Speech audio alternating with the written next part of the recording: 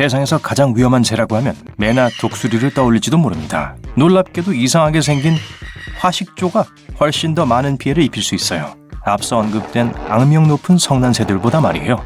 가장 큰 화식조종은 보통 사람만큼 키가 크고 몸무게도 그만큼 나갈 수가 있습니다. 이 통통한 새들은 날지 못해요. 여러분도 날지 못하죠? 하지만 화식조는 매우 빨리 달릴 수 있습니다. 그러니까 달리기로 화식조에게서 도망칠 생각은 마세요. 화식조는 수영도 잘해서 물속에서도 여러분을 이길 수 있습니다. 시속 50km로 달릴 수 있기 때문에 화가 난 화식조가 쫓아오고 있다면 도주 차량이 필요할 거예요. 걱정하지 마세요. 화식조의 공격은 매우 드뭅니다. 호꼬니는 우아하고 멋진 동물입니다. 적어도 우리 모두 그렇게 생각하죠. 하지만 이 13kg짜리 새를 만지는 건 좋은 생각이 아닙니다. 날개에 뼈 같은 발톱이 달려있는데 적을 공격할 때 사용합니다. 날개 너비는 약 2.5m 정도이고 날개로 여러분을 때릴 수 있어요. 그리고 물기도 합니다. 호꼬니에게 너무 가까이 가지 마세요. 사람을 자주 공격합니다. 특히 새끼가 근처에 있을 때는요. 우아한 겉모습에 속지 마세요. 소리도 아주 요란해요. 호꼬니는 크게 쉬쉬대는 소리를 내고 때로는 짖기도 합니다. 너무 가까이 다가가고 있다는 확실한 경고예요. 인간과 까치는 항상 이상하고도 애증에 가까운 관계를 갖고 있습니다. 이 중간 크기의 새들은 때때로 매우 공격적이지만 괴롭히지 않으면 좋은 친구가 될 수도 있어요. 까치는 인간의 얼굴을 알아보기 때문에 맛있는 먹이를 주면 여러분의 발코니로 계속 찾아올 수도 있습니다. 까치를 괴롭히면 까치가 그것을 기억하고 원한을 품게 될 거예요. 혹시나 까치에게 눈을 쪼이지 않도록 조심하세요. 펠리컨은 사랑의 상징이며 새끼를 보호하기 위해 자신의 생명을 희생할 준비가 되어 있는 새라고 합니다. 이제 왜 펠리컨이 먹이를 씹거나 찢지 않고 통째로 삼킬 수 있는지 분명히 알았어요. 펠리컨 둥지 근처에는 가까이 가지 않는 게 좋습니다. 물론 여러분은 작은 물고기도 아니고 펠리컨이 사람을 삼킬 수 있는 것도 아니지만 그래도 펠리컨에게 물리고 싶진 않잖아요. 좋아요. 이 새는 그 이름만으로도 약간은 겁을 줄 수 있어요. 넓적부리 황새는 엄청나게 큰 새인데 키가 최대 1.5m에 달합니다. 거의 사람 키만큼 커요. 이 새가 악어와 싸울 수 있는 것도 어찌 보면 당연하죠. 악이 악어겠지만요. 이 엄청나게 강력한 턱 덕분에 단 한 번에 싸우면서 이길 수 있습니다. 아직도 두렵지 않다고요? 게다가 이 새들은 피가 얼어붙는 것 같은 소리를 냅니다. 마치 액션 블록버스터 영화에서처럼요. 만일 겁쟁이 타조가 전혀 위험하지 않다고 생각했다면 오산입니다. 타조에 대해 잘못 알고 있는 게 또 있어요. 첫째, 타조는 사실 머리를 모래 속에 묻지 않습니다. 착시 현상이에요. 모래 속에서 어떻게 숨을 쉬겠어요? 둘째, 타조는 새끼에 대한 보호 본능이 매우 강해서 만약 타조 새끼에게 접근하려고 하면 이 헤비급의 짐승들은 자동차만큼 빨리 달릴 수 있기 때문에 최대한 빨리 도망가는 게 좋을 거예요. 아직 안 무섭다고요? 그럼 이건 어때요? 타조는 닭과 함께 티라노사우루스와 가장 가까운 살아있는 친척입니다. 호아친 새는 지독한 냄새를 제외하고는 무해해 보이지만 호아친 아기 새들은 악명 높은 날개를 가지고 있습니다. 아기 새의 날개에는 2개의 뚜렷한 발톱이 있는데 쓰임새가 다양합니다. 첫째, 포식자에 대한 일종의 보호장치입니다. 둘째, 아기 새가 둥지에서 벗어났을 때 나무에 기어오르는 데 도움이 됩니다. 일단 새가 자라면 발톱은 전이처럼 사라집니다. 때때로 크기는 별로 중요하지 않습니다. 여러분이 벌새라면 벌새의 신진대사로 정상 체중을 유지하려면 하루에 거의 150kg의 음식을 먹어야 합니다. 하지만 수명도 훨씬 짧을 거예요. 3년에서 5년 정도밖에 안 돼요. 만약 여러분이 머리를 염색한다면 생각보다 수염수리와 공통점이 더 많아질 거예요. 인간과 수염수리는 아마도 일부러 머리를 염색하는 유일한 종일 겁니다.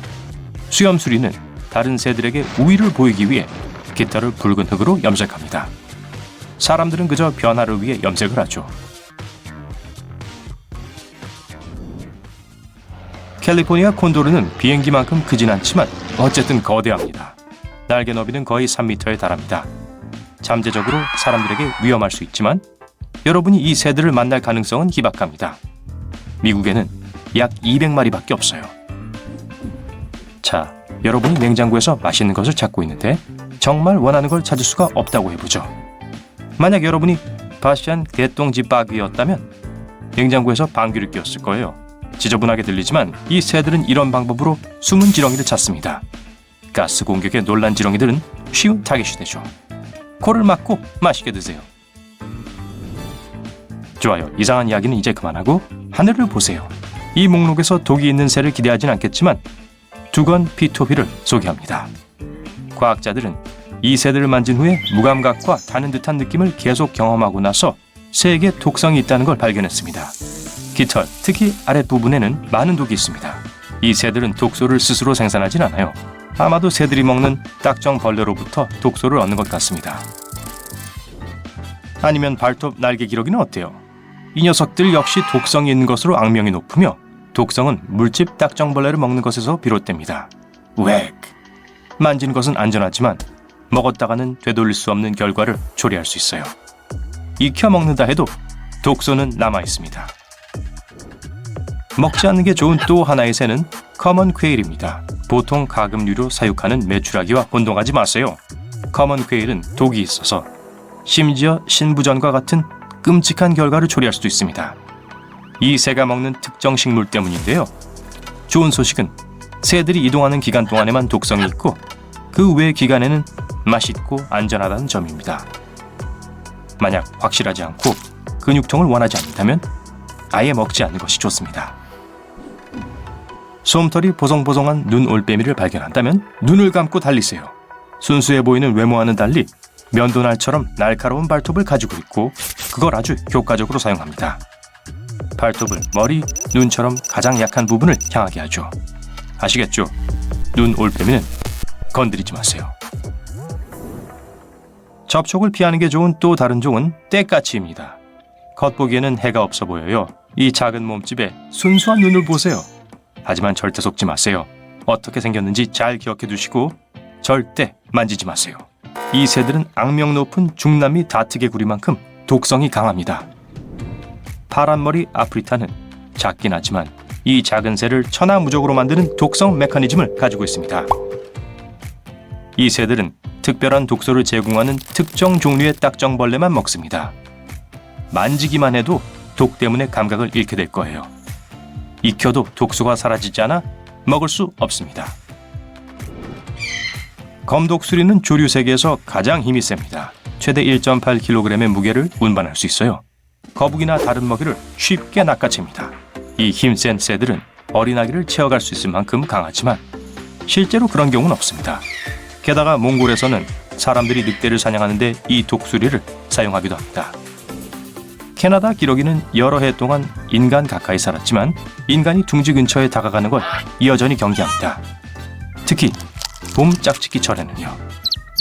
이 시기에 알, 짝 또는 새끼에게 위협이 된다고 생각하는 사람을 공격하고 물 수 있습니다. 만약 이 단단히 화난 새들의 공격을 피하고 싶다면 할 수 있는 최선의 방법은 천천히 뒤로 물러나는 것입니다.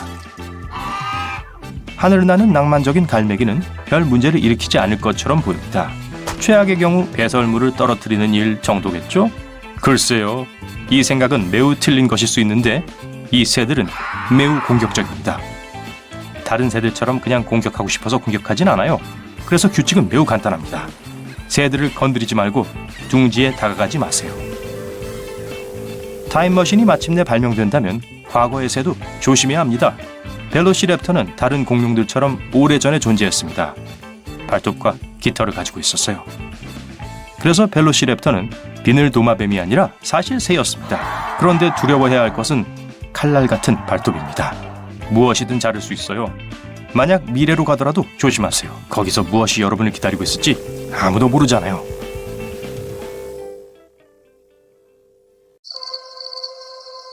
마치 어둠 속에서 누군가가 여러분을 쳐다보는 것 같은 느낌이 들어 한밤중에 깨어났어요.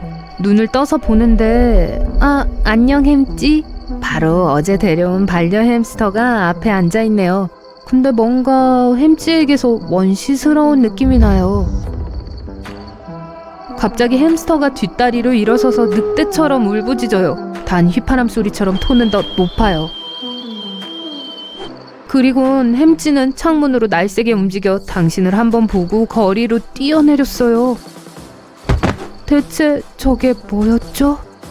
진정해요. 햄스터라고 데리고 온 게 사실은 늑대인간 쥐였어요. 또는 메뚜기 쥐라고도 해요. 완벽한 사냥꾼이죠. 민첩하고 빠르고 고통을 느끼지도 않아요. 이 쥐는 북아메리카에 살고 구멍 파는 걸 싫어해요. 집주인을 집에서 쫓아낼 수 있는데 왜 일하겠어요. 이 귀여운 솜털 뭉치는 메뚜기, 뱀, 거미를 잡아먹지만 무엇보다도 위험한 먹이를 좋아해요. 애리조나 바크 정갈은 독성이 매우 강한데 우리의 귀염둥이는 상관없대요. 수백만 년의 진화를 거쳐 이 설치류는 정갈 신경독을 에너지 드링크로 만드는 법을 배웠어요. 독은 이 쥐에겐 100잔의 커피와 같고 게다가 고통도 느끼지 않게 해주죠. 쥐 몸에 독이 많아질수록 바이킹이 광분하는 것처럼 날뛰게 됩니다. 전투가 끝난 후 설치류는 밤하늘로 고개를 들고 울부짖어요. 소리는 휘파람 소리에 가깝지만 시끄럽죠. 만약 이 동물이 축구장 한가운데서 울부짖었다면 관중석에서까지 들을 수 있을 거예요. 이런 식으로 쥐는 자신을 알리고 모든 사람에게 여긴 내가 접수했으니까 감히 날 화나게 하지 마 라고 알리죠.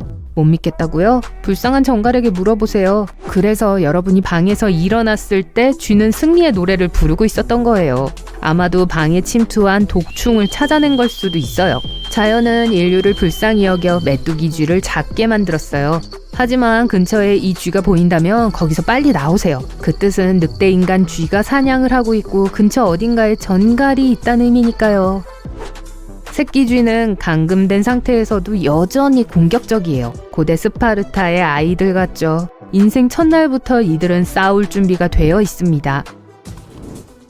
자, 여러분이 지구를 창조하는 회사에 취직했다고 상상해 봅시다. 사무실에 들어가니 상사가 신참 오늘 밤 내 책상 위에 있는 새로운 동물에 대한 프로젝트 좀 완성해서 올려놔. 여러분이 생각해도 정말 열심히 노력해서 완성한 결과는 오리너구리였어요. 이 동물은 부드러운 털로 덮여있고 비벅꼬리 같은 꼬리에 물갈퀴, 오리의 부리를 하고 있어요. 오리너구리는 알을 낳지만 새끼에게 젖을 먹여요. 당신 아주 굉장한 상상력을 가졌군요. 수컷 오리너구리는 뒷다리에 독이 있는 박차를 갖고 있어요. 이 독은 인간에게는 위험하지 않지만 그래도 이 동물을 쓰다듬는 건 안 하는 게 좋아요. 만약 그 박차로 여러분을 쏜다면 일주일간의 극심한 고통을 가져올 테니까요. 어떤 동물이 지구상에서 가장 성질이 더러울까요? 그건 쉽죠. 벌꿀 오소리예요. 무엇보다 일주일에 5번 레슬링 체육관을 찾는 스컹크를 닮았어요. 그리고 그 냄새도 나고요. 벌꿀 오소리의 몸무게는 2살배기 아기만 하지만 아무것도 두려워하지 않아요. 뱀이든 2마리의 사자든 하이에나 떼든 누구랑 맞서든 신경도 안 써요. 다 공격하고 이길 거예요. 꿀이 먹고 싶다? 문제 없어요. 오소리와 친구하게 되면 여러분을 위해 벌집을 무너뜨려 줄 테니까요. 심지어 벌침도 무서워하지 않아요. 벌꿀 오소리의 피부는 두꺼워서 뚫기가 어렵거든요. 그리고 날카로운 발톱과 강한 턱도 가졌죠. 벌꿀 오소리는 아프리카에 있는 모두를 두렵게 하지만 북아메리카와 유라시아에 사촌도 있어요. 이 친구들도 성질이 고약해요. 비록 거대하다고 부르긴 어렵지만 울버리는 곰이나 엘크에게 덤벼드는 걸 주저하지 않을 거예요. 이 동물은 중간 크기의 개보다 크지 않아요. 만약 이 녀석을 기분 나쁘게 했다면 제가 그런 게 아니어서 다행이네요. 이 녀석은 강하고 수영도 하고 빨리 달려요. 넓은 발은 설신과 같아서 눈 속으로 떨어지지 않도록 지켜주죠. 나무 위에서도 울버린으로부터 몸을 숨길 수 없어요. 묘할 정도로 민첩하게 기어오를 수 있어요. 원뱃은 폭신한 곰을 닮은 귀여운 동물이에요. 다부지고 점원 셰퍼드만큼 무게가 나가요. 원뱃은 호주에 살고 있으며 깊은 구멍을 파서 세상에서 가장 독창적인 보호를 받는 곳에 있죠. 만약 저기 지하 집으로 들어가려고 하면 원뱃은 입구를 몸 뒷부분으로 막아서요. 몸의 이 부분은 4개의 연결된 뼈로 이루어져 있어요. 원뱃에겐 이건 일종의 방패가 됩니다. 포식자가 이걸 물어뜯는 건 어려워요. 이 친구는 평화롭지만 시력이 나쁘고 별로 똑똑하지 않아요. 만약 여러분이 위협을 가한다고 생각하면 공격할 거예요. 인도 회색 몽구스는 코브라와 싸우는 데 있어서는 진정한 챔피언이에요. 싸우는 동안 아름답고 빠르게 춤을 춰서 뱀은 속임수에 반응할 시간이 없어요. 코브라는 지쳐 가능한 한 빨리 도망치려고 하죠. 이 동물은 두꺼운 털과 코브라 독에 대한 면역이 있어 코브라 송곳니로부터 보호받을 수 있어요. 몽구스는 고양이의 친척이고 인도에서 인기 있는 반려동물이랍니다. 이 동물들은 주인 무릎에 앉는 걸 좋아하지만 난폭한 성격을 지니고 있어요. 야생에선 몽구스는 거의 사람을 공격하지 않지만 궁지에 몰리면 예측 불가능하게 움직일 거예요. 지구상에 정확하게 몇 마리의 쥐가 있는지는 아무도 모르지만 적어도 인간보다 2배는 더 많을 거예요. 이 놀라운 동물은 웃고 꿈꾸고 스트레스를 느낄 수 있어요. 이들은 무리를 지어 살고 자신보다 수십 배 큰 먹이를 사냥할 수 있습니다. 과학자들은 7,500만 년 된 공룡의 갈비뼈에서 쥐가 문 자국을 발견했어요. 쥐들은 또한 왕이 있어요. 비록 왕과는 쓰지 않지만요. 그건 꼬리가 매듭으로 묶여진 쥐들을 지칭하는 거예요. 기록된 가장 큰 왕은 32마리로 이루어져 있었어요. 주머니 쥐는 공룡 시대부터 존재해왔어요. 그들의 연기 실력이 오늘날까지 살아남는데 도움이 되었죠. 근처에 위험이 생기자마자 이 영웅은 좀처럼 싸움에 뛰어들지도 않지만 도망치지도 않아요. 땅바닥에 쓰러져 죽은 척하죠. 전혀 움직이지도 않고 심지어 호흡과 심장박동도 늦춥니다. 전 이 동물이 오스카상 받을 자격이 있다고 봐요. 더 리얼하게 연기하기 위해 이 배우는 냄새를 발산합니다. 냄새가 너무 지독해서 포식자들이 주머니 쥐에 접근할 바엔 굶는 게 나을 정도로 생각하게 되는 거예요. 이 동물은 자신의 연기력을 통제할 수 없어요. 스트레스에 대한 자연스러운 반응이거든요. 주머니 쥐는 공격적이진 않지만 궁지에 몰리면 으르렁거리고 털이 곤두서고 작지만 면도날처럼 날카로운 이빨을 드러냅니다. 솔레노돈을 착하다고 할 수는 없을 거예요. 붉은 털, 피노키오 같은 코, 털 없는 긴 꼬리를 보면 알아볼 수 있을 거예요. 날카로운 이빨을 갖고 있고 입 안에는 침을 독성으로 만드는 특별한 분비선이 있어요. 놀랍게도 이 동물은 자신의 독에 대한 면역력이 없어요. 그래서 그루밍할 때 정말 조심스럽게 해야 해요. 솔레노돈은 천성이 공격적이에요. 심심하거나 화나면 돼지처럼 꿀꿀거리며 부근에 있는 아무에게 덤벼들 수 있어요. 다행히 침의 독성은 사람에게 해롭지 않아요. 피그미 저보아는 지구상에서 가장 작은 설치류예요. 아기 캥거루처럼 생겼고 무게는 동전보다 약간 무거워요. 가장 큰 건 카피바라인데 보고 있으면 저절로 미소가 지어지는 친구예요. 하지만 더 큰 설치류도 있었어요. 수백만 년 전 아프리카 버팔로 크기의 설치류가 이 행성에 살았어요. 포베로미는 식물을 먹었고 하마와 지나치게 큰 기니피그를 동시에 닮은 설치류였습니다. 이제 다음 동물은 지구상에서 가장 특이한 설치류 1등은 맡아둔 친구일 거예요. 이 괴물은 벌거숭이 두더지쥐입니다. 그리고 벌거벗었고 땅속에 살죠. 쥐치고도 겉모습이 좀 과하죠? 무엇보다 두더지쥐는 공포 영화에 나오는 소시지처럼 생겼어요. 하지만 요점은 그게 아니에요. 평균적으로 이런 크기의 설치류는 2-3년을 살아요. 하지만 벌거숭이 두더지쥐는 야생에서 30년 동안 살 수 있어요. 사람이 1000살까지 살 수 있다고 상상해보세요. 설치류의 경우 30년은 인간의 1000년과 거의 비슷해요. 과학자들은 아마 이 보기 흉한 땅 파는 동물이 인류의 노화 문제를 해결하는 데 도움을 줄 거라고 믿어요.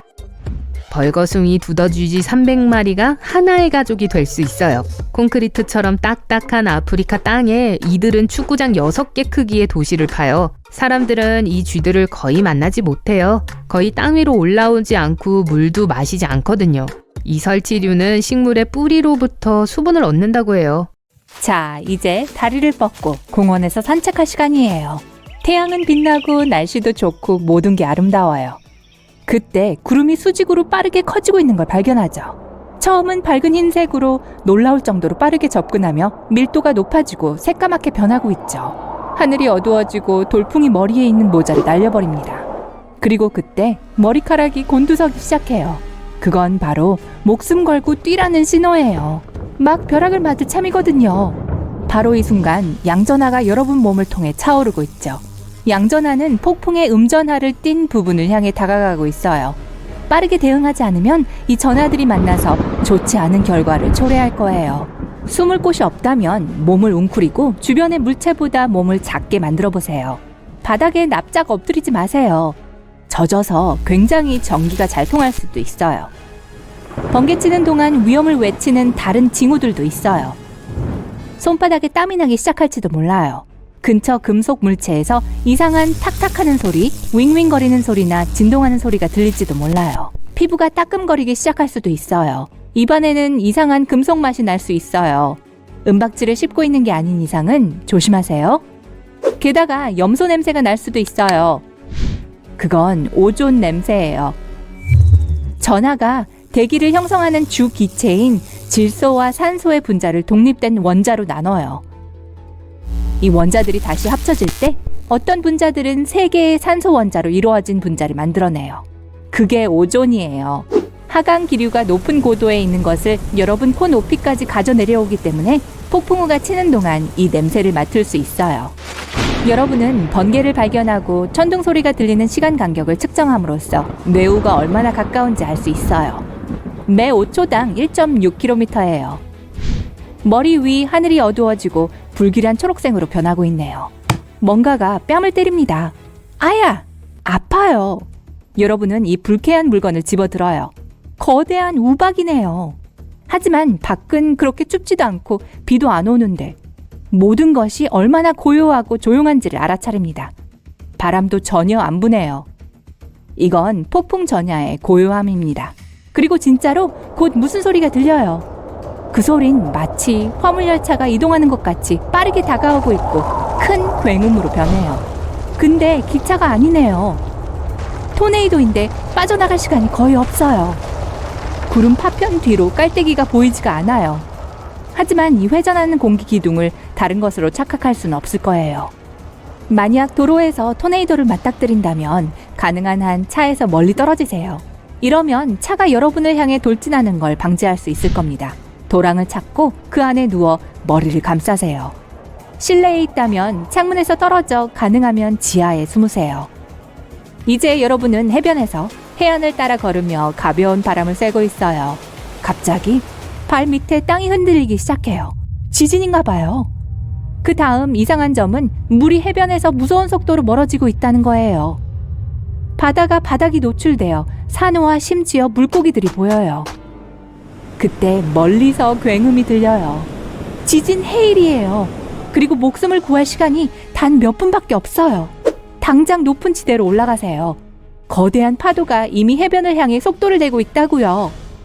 지진 해일이 몰래 다가올 방법은 이것뿐만이 아니에요. 반드시 거대한 파도가 연속으로 해안에 부딪히는 형태로 오는 건 아니거든요. 지진 해일은 빠르게 오르는 조수 같아 보일 수 있어요. 보통 심각한 수중 난기류와 밀접한 관련이 있죠. 수면 아래로 사람들을 끌어당기고 무거운 물체들을 이리저리 던지죠. 또 바닷물이 부글부글 끓고 소용돌이 치며 이상한 패턴을 만드는 걸 볼 수 있을 거예요. 지진 해일이 다가온다는 다른 확실한 신호예요. 개가 안절부절 못하네요. 출입문을 긁고 아파트를 배회하고 구석에 숨으려고 하네요. 보통은 조용하고 유순한데 이 강아지는 하울링을 하면서 짖고 있네요. 지난 며칠간 날씨도 이상했어요. 하루는 더웠다가 24시간 지나면 또 추워지죠. 게다가 집 근처의 개울이 활기를 띠며 빠르게 지나가면서 졸졸 흐르고 있다는 걸 알아차리게 됩니다. 찬장에서 컵이 쨍그랑하는 소리를 내고 나서야 비로소 그게 무엇을 의미하는지 깨닫습니다. 이 달그락거리는 소리는 큰 사건으로 이어지는 작은 지진인 전진에 의해 발생되었어요. 지진은 종종 무리로 발생해요. 약한 지진이 여러 번 발생한다면 훨씬 더 큰 지진이 오고 있는 걸 수도 있어요. 재난이 일어나기 전 여러분은 기괴한 푸른 불빛을 볼지도 몰라요. 그중 어떤 것들은 땅에서 나온 것 같아 보이기도 하고 다른 것들은 공중에 맴돌기도 하죠. 이건 소위 지진 발광이에요. 엄청난 압력을 받은 바위에서 방출되며 땅이 흔들리기 시작하기 며칠이나 단 몇 초 전에 볼 수 있어요. 동시에 일부 전문가들은 지진 발광이 존재하는지 의문을 갖고 있습니다. 만약 지진이 일어나려고 하는데 수족관에 메기가 있다면 메기의 행동에 주의를 기울여 주세요. 과학자들은 이 종은 지구 진동에 반응할 수 있다는 걸 입증했죠. 이 물고기는 지진 활동이 많을 때 안절부절 못해요. 어떤 벌레들은 폭풍이 오는 걸 느낄 수 있어요. 이들은 움직이지 않음으로써 자연재해에 대비하죠. 그래서 여러분 주변에 많은 곤충들이 몰려 보인다면 대피처를 찾으세요. 벌 같은 경우에는 심한 폭풍우를 예측할 수 있죠. 비가 오기 전날에는 훨씬 더 열심히 일하기 시작해요. 사각형 파도는 두 개의 다른 파도 패턴이 서로 충돌할 때 발생해요. 이 현상은 멋져 보이지만 해안에서 보고 있을 때만 그렇죠. 이런 파도 속에 놀려고 물에 들어갈 생각하지도 마세요. 이런 곳에는 숙련된 수영선수도 쉽게 수면 아래로 끌어당길 수 있는 교차 해류가 흘러요. 그리고 만약 바다 파편과 해초를 운반하는 거칠고 변동이 심한 파도가 보인다면 물 밖으로 나가세요. 강한 이안류의 신호일 수 있어요. 이것은 여러분을 바다로부터 멀리 데려갈 수 있어요. 만약 호수나 바다 수면에서 냄새나는 녹색 물질을 봤다면 물에서부터 멀리 떨어지세요. 위험한 조류 대증식일 수 있어요. 첫눈에 독성인지는 알 수 없을 거예요. 그래서 아예 피하는 게 나아요. 허리케인이 도착하기 3일에서 4일 전에 바다나 해양 수면은 2m까지 부풀 수 있어요. 파도는 매 9초마다 해안을 강타하죠. 허리케인이 가까울수록 파도는 해안과 부딪히는 속도가 빨라져요. 또 더 높이 올라가기도 해요. 어떨 때는 최고 5m까지도요. 하늘에는 가볍고 솜털 같은 구름이 흩어져 있어요. 허리케인이 해안에 도착하기 대략 36시간 전 대기압이 떨어지기 시작해요. 그러고 나서 바람 속도가 빨라져요. 하늘에는 성긴 머리카락 같은 구름이 나타나요. 허리케인이 해안에 도착하기 18시간 전 하늘은 열리고 비가 쏟아지기 시작해요. 빗물은 종종 저지대를 범람시켜 최고 4.5m까지 물이 차오르죠. 허리케인이 12시간 전 거리에 왔을 때 강한 돌풍이 느슨한 파편들을 들고 옵니다. 육지에 도착하기 6시간 전 풍속은 이미 시속 145km예요. 나무를 부러뜨리고 심지어 뿌리까지 뽑고 큰 파편들을 집어던지고 차를 뒤집을 정도로 충분히 강력하죠. 그런데 여러분이 항해하는데 배 주위를 상어들이 돌고 있다고 해봅시다. 상어를 잘 지켜보세요. 만약 포식자들이 갑자기 여러분을 내버려두고 깊은 물로 향한다면 허리케인이 가까워지고 있다는 걸 의미하는 걸지도 몰라요. 가능한 빨리 마른 땅으로 돌아가서 다른 사람들에게 경고해주세요. 만약 폭우가 내리는 동안 굉음이 들린다면 여러분 방향으로 갑작스런 홍수가 오고 있다는 걸 수도 있어요. 여러분이 그 순간 강가에 있다면 흘러내리는 물에 파편들을 볼 수 있을 거예요. 물색은 바뀌어 점점 더 흐려지고 어두워질 수 있어요. 이러한 신호들은 여러분 머릿속에 경종을 울리게 할 거예요. 직감이 맞다고 느껴지면 지체할 시간이 없습니다. 가능한 한 그곳에서 빨리 벗어나도록 하세요. 갑작스런 홍수는 종종 치명적이거든요. 만약 여러분이 숲에 있다면 시내, 개울, 강에 있는 물에 주의를 기울이세요. 만약 물이 빠르게 흐르거나 수면이 상승한다면 산사태가 일어날 징조일지도 몰라요. 그리고 물이 진흙으로 변하는 게 보인다면 증거들을 더 기다리지 마세요. 당장 그곳에서 도망쳐야 해요. 포인트 라이스 국립해안을 걷고 있어요. 그러다가 퓨마와 마주칩니다. 침착하세요. 겁먹지 않았다는 걸 보여줘야 해요. 퓨마를 향해 고함을 지르고 팔을 흔드세요. 만일 그게 효과가 없다면 돌멩이나 나무까지 손에 잡히는 건 뭐든지 던지세요. 퓨마 앞 땅바닥을 겨냥하세요. 절대 퓨마를 겨냥해 던지지 마세요. 그러면 더 화가 나게 만들 거예요. 퓨마가 점점 가까이 다가오면 여러분의 가장 취약한 부분을 보호하세요. 퓨마는 목을 겨냥하고 팔을 잡으려고 할 거예요. 그러니까 목을 보호하기 위해 머리를 앞으로 기울이고 팔을 벌리지 마세요. 퓨마가 여러분이 쉬운 상대가 아니라는 것을 알게 되면 아마도 물러나서 도망갈 거예요. 여러분은 옐로스톤에 있어요. 여기서 회색곰과 마주칩니다. 곰이 시냇물을 마시고 있어요. 안전거리는 60m입니다. 곰이 여러분을 발견했어요. 뒷다리로 서서 여러분 방향을 바라봅니다. 지금 곰은 평균 농구선수 키 정도가 되고 무게는 거의 360kg이에요. 그러므로 여러분이 대항할 수는 없어요. 제자리에서 움직이지 마세요. 회색곰은 시력이 나빠서 여러분을 못 볼 수도 있어요. 하지만 그러다가 여러분의 방향으로 걸어오기 시작합니다. 곰으로부터 등을 돌리지 말고 가능한 한 빨리 달려 도망치려고 하지 마세요. 곰이 쫓아올 거예요.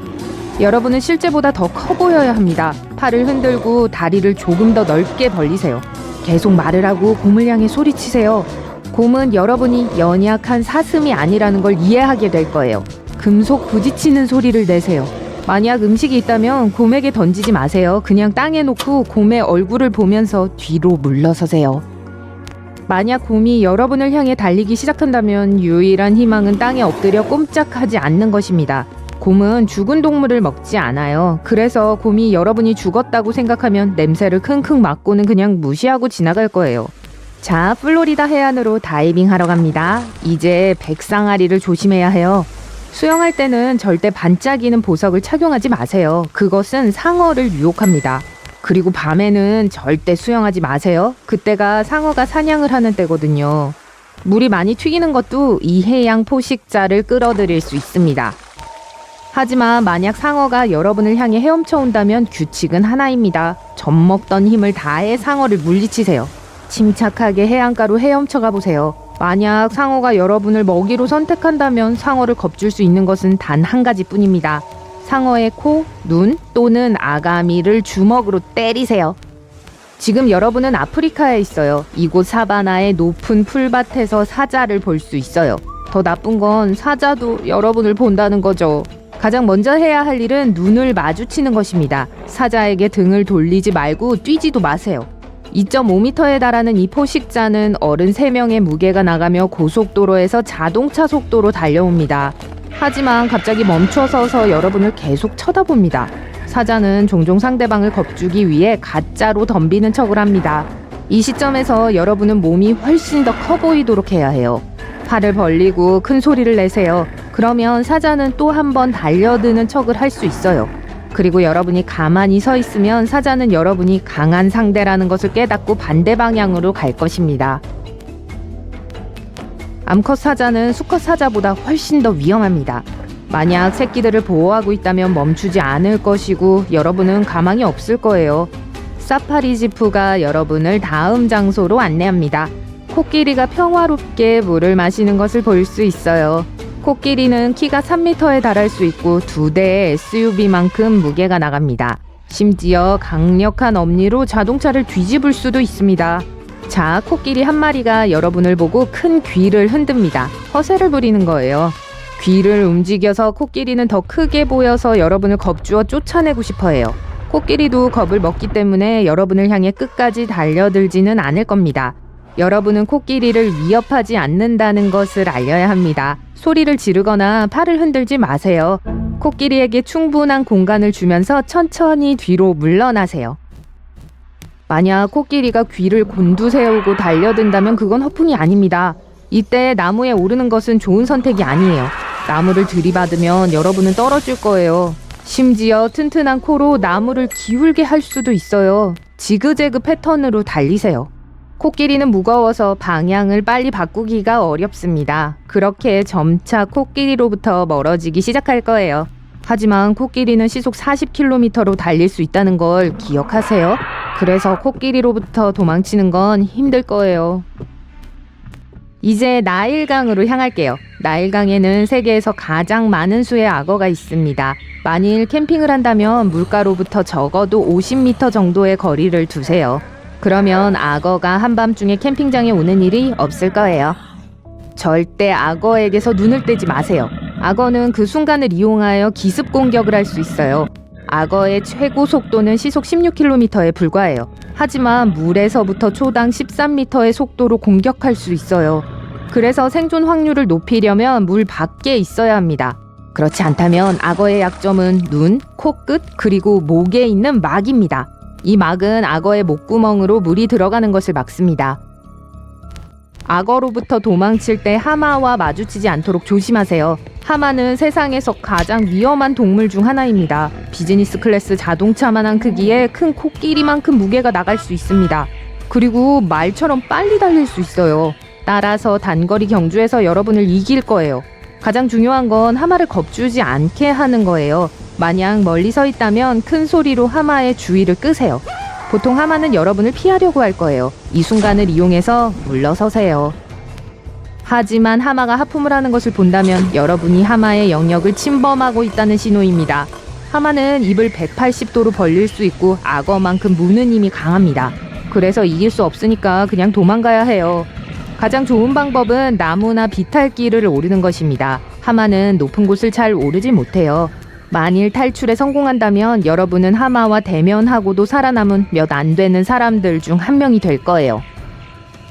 여기 사바나 지역에는 버팔로도 살고 있습니다. 버팔로는 성인 키만큼 클 수 있고 몸무게가 1톤까지 나갈 수 있습니다. 그리고 사자나 코끼리와는 달리 공격하는 신용을 하지 않습니다. 만약 버팔로가 여러분을 향해 달려오는 것을 본다면 분명히 해치려는 의도를 가지고 있는 거예요. 강력한 뿔과 두개골은 금속판을 구부릴 수 있습니다. 세차를 고철 더미로 만들 수 있죠.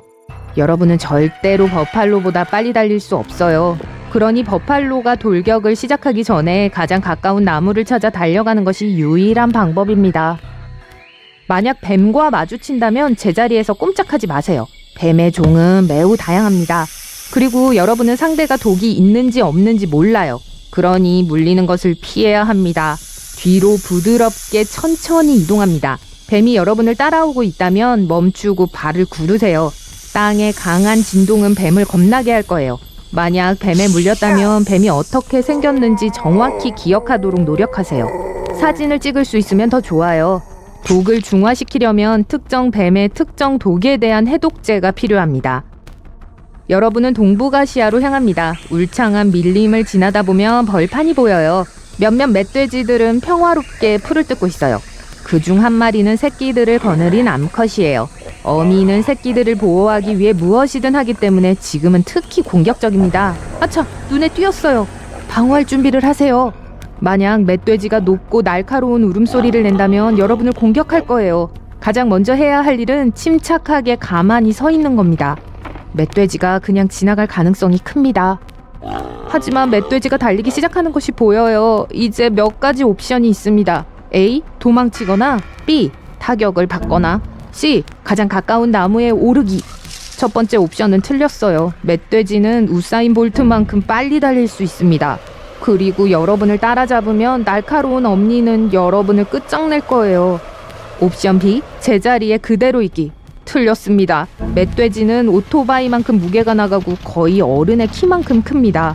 시속 40km로 들이받으면 여러분은 쓰러질 거예요. 따라서 가장 가까운 나무에 오르는 것이 올바른 선택입니다. 만약 나무가 없다면 자동차나 높은 바위에 오르세요. 멧돼지보다 높은 위치에 있어야 합니다. 닿을 수 없다는 것을 깨닫는다면 멧돼지는 여러분을 내버려 둘 거예요. 가장 중요한 것은 멧돼지를 멀리하고 절대로 먹이를 주려고 하거나 자극하지 않는 것입니다. 1년 중 그때가 다시 찾아왔어요. 봄맞이 대청소 시간. 밖으로 나가면서 창문 위에 있는 거미줄을 치우려고 빗자루와 쓰레받기를 들고 갑니다. 이번에는 깨끗이 없애버릴 거예요. 거미줄을 차례로 걷어내다가 처마와 현관 아래 괴상한 모양의 진흙이 박혀있는 것을 발견하게 됩니다. 이게 뭐죠? 그러다가 문득 생각이 납니다. 이건 진흙 미장이 벌이 틀림없어요. 그렇게 많은 둥지가 나란히 놓여있다면 주변에 벌떼가 있을 거라고 생각할 거예요. 다행히도 진흙 미장이 벌은 혼자 생활하는 곤충입니다. 휴, 그 작은 진흙집들은 마비된 거미들로 가득 차 있어요. 때로는 최대 500마리의 거미들이 그 안에 갇혀서 벌의 새끼들이 부화될 날을 꼼짝없이 기다리게 되죠. 만약 둥지에 구멍이 있다면 둥지가 사용 중이 아니거나 오래된 것이란 뜻인데 진흙 미장이 벌은 둥지를 떠날 때 구멍을 만들기 때문입니다. 진흙집을 없애려면 벌이 그다지 활동적이지 않은 밤까지 기다리는 게 좋아요. 이 벌들은 꽤 온순한 편이지만 위협을 느낀다면 쏘는 것을 주저하지 않을 거예요. 누군가 곤충을 만들다가 다음 부분을 깜빡한 것처럼 보이는 땅강아지는 그 생김새가 마치 외계에서 온 것 같아요. 두더지 같은 발톱에 귀뚜라미 같은 몸, 새우 같은 머리를 갖고 있는 땅강아지는 곤충계의 오리너구리라고 할 수 있어요. 독이 없고 손으로 잡아 가두려고 할 때만 물 거예요. 하지만 정말 귀찮게 한다면 다른 수술을 쓸 수도 있습니다. 바로 날개에 말이죠. 날개로 고약한 냄새가 나는 갈색 액체를 발사할 수 있거든요. 스컹크처럼 말이에요. 그러니 알아서 여러분의 집을 떠나도록 내버려두면 청소해야 할 일이 없을 거예요.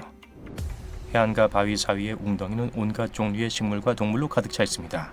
불가사리, 해초, 소라게, 작은 물고기, 그리고 온갖 종류의 문어들이 살아요. 만약 이 작은 파란 고리 문어를 발견하거든 그대로 내버려두는 것이 가장 좋아요. 파란 형광색으로 반짝이는 데는 이유가 있어요. 이 작은 문어는 청산가리보다 1000배나 강한 독을 가지고 있는데 해독제가 없습니다. 막대기로 찌르거나 손으로 집으려고 하지 마세요.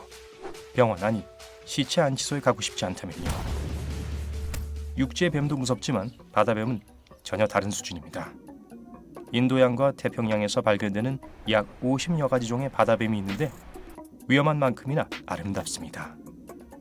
다행히도 사람에게는 별로 관심이 없어 보여요. 두보아 바다뱀은 분명히 바다에서 가장 독성이 강한 뱀이지만 부리바다뱀도 그에 못지 않습니다. 코브라에게 물린 건 애들 장난처럼 보이게 만드는 엄청난 독을 가지고 있습니다. 이 두 뱀의 독은 매우 위험해요. 독이 인간에게 어떤 증상을 일으키는데 몇 시간이 걸릴 수 있다는 것은 다행입니다. 만일 이 뱀들이 잠수복을 뚫고 물 수 있다면 말이죠. 만약 이 파리가 발에 앉으면 여러분은 비명을 지를지도 몰라요. 당연한 거예요. 전갈파리는 이름에서 알 수 있듯이 전갈의 침처럼 생긴 구부러진 꼬리를 가지고 있습니다. 하지만 안심하세요. 이건 짝짓기를 위해서만 사용돼요. 또한 길고 부리 같은 머리를 사용해서 거미줄에서 훔친 곤충을 먹습니다. 완벽한 파트너를 찾기 위해 초콜릿 상자와 꽃 같은 선물을 주는 걸 좋아해요. 그 선물이 침이라는 사실만 제외하고요. 정말 낭만적이죠. 아프리카에 있을 때 주의를 기울이지 않으면 이 큰 새를 놓칠지도 모릅니다. 넓적부리 황새는 여러분이 바로 옆을 지나가도 무심코 가만히 서 있을 거예요. 키가 1.5m까지 자라고 날개 길이가 2.5m인 이 새는 최고의 포식자일 것 같지만 전혀 그렇지 않아요. 가장 느리게 움직이는 새 중 하나로 알려져 있고 거의 동상처럼 넓적부리 황새는 세상에 아무 걱정이 없는 듯 물 표면 근처에서 물고기를 잡아먹습니다. 이 새는 사람을 전혀 두려워하지 않아요. 먼저 다가와서 날씨 얘기를 하면 말을 걸진 않겠지만 사진을 찍을 수 있을 만큼 가까이 다가가게 해줄 거예요. 정원에 있는 동안 작은 찍찍거리는 소리를 듣는다면 쥐나 다람쥐일 수도 있고 아니면 코뿔소 딱정벌레가 여러분이 너무 가까이 있다고 경고하는 걸 수도 있어요. 방해를 받으면 소리를 내는 걸 좋아합니다. 머리 위에 거대한 무서운 뿔이 있어서 뿔로 자신을 방어할 수 있을 것처럼 보이지만 그건 불가능해요. 뿔은 단지 나뭇잎과 막대기를 밀어내고 다른 수컷들이 암컷 딱정벌레의 영역에 들어오는 것을 막기 위한 것이죠. 머리에 뿔 있는 것 말고도 이들은 엄청난 천하장사의 힘을 가지고 있는데 자기 몸무게의 850배를 들어올릴 수 있어요. 그건 여러분이나 제가 65톤을 들어올린 것과 같아요. 코끼리 11마리의 무게죠. 한번 해볼까요? 됐어요. 주로 중국에서 발견되는 이 작은 앞머리 사슴은 털 뭉치 덕분에 귀엽게 보입니다. 하지만 뒤를 돌아보면 전혀 얘기가 달라집니다. 이런 흡혈귀 사슴인가요? 다행히도 이 동물은 여러분의 피를 맛보거나 망토를 걸치고 싶어 하지 않아요. 오직 수컷만이 짝짓기 계절 동안 자신의 영역과 암컷 사슴을 놓고 싸우기 위해 뿔 대신 이빨을 기릅니다. 이 송곳니는 날카로운 이빨이라기보단 코끼리 상아에 가깝습니다. 송곳니만 있는 게 아니라 겁을 먹으면 개처럼 짖고 고양이처럼 도망치는 것으로도 알려져 있어요. 밤의 붉은 하늘은 선원의 기쁨, 아침의 붉은 하늘은 선원을 위한 경고라는 말이 있습니다. 하지만 적조에 대해서 경고한 사람은 없었어요. 적조는 특히 심한 폭풍우가 지나간 후 해저에서 솟아오르는 유독성 조류 이상 현상입니다. 마치 물에 케첩이나 녹을 흘려놓은 것처럼 보이지만 적조는 주변의 생명체에게 훨씬 더 해롭습니다. 물고기와 해양생물들은 일단 물에서 독성 조류에 노출되면 탈출하려고 했을 거예요. 적조에 노출된다고 해서 사람들에게 특별히 해로운 건 아니지만 독소에 오염된 해산물을 먹는다면 상황은 조금 더 심각해질 수 있어요. 그러니 바다가 빨갛다면 그냥 물 밖으로 나가세요. 어떤 거미들은 위험하다는 걸 보여주기 위해 밝은 색을 뽐내는 걸 좋아합니다. 호주에 사는 깔때기 그물거미는 예외예요. 이 윤기나는 검은 거미는 강하다는 것을 증명하기 위해 소품이 필요하지 않습니다. 이 성질 나쁜 거미에 물리면 심각한 상황이 발생합니다. 30분 안에 우리 전체 신경계를 멈추게 할 수 있어요. 오래된 통나무, 신발, 심지어 정원 장식품과 같은 시설에 거미줄을 치는 깔때기 그물거미는 쉽게 먹이를 얻기 위해 사람들 가까이 사는 것을 좋아합니다. 한 곳에 실증이 나면 그저 거미줄을 그대로 두고 새로운 곳을 찾기 위해 떠돌아다닙니다. 완벽해요. 어떤 사람들은 벌꿀 오소리는 무관심해 보인다고 하는데 그 말이 맞을지도 몰라요. 제규어, 사자, 하이에나에 맞서 싸울 만큼 용감하다면 세상에 무서운 게 뭐가 있겠어요. 족제비의 거친 친척벌인 벌꿀 오소리는 사나울 뿐만 아니라 아주 똑똑해요. 우리에서 탈출하기 위해 도구를 사용하는 것으로도 알려져 있습니다. 갈퀴, 돌, 진흙과 같은 물체에 기어올라서 탈출하죠.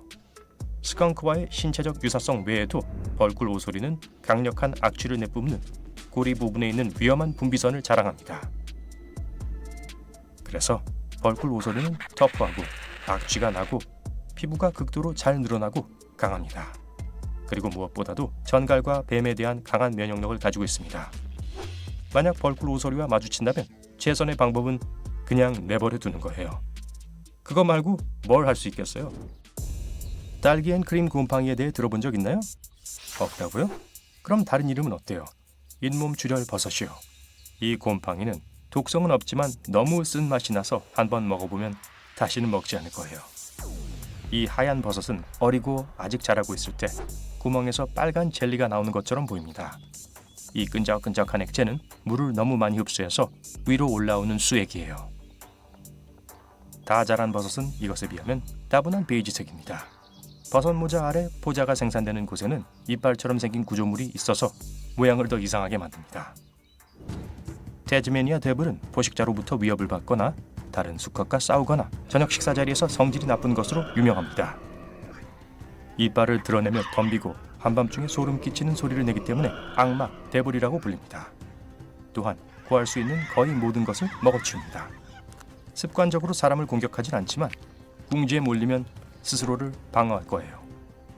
무는 힘이 아주 강하기 때문에 절대 피해자가 되고 싶지 않을 거예요. 다행인 것은 태즈메니아 데블도 도망가는 편을 선택할 거라는 사실이죠.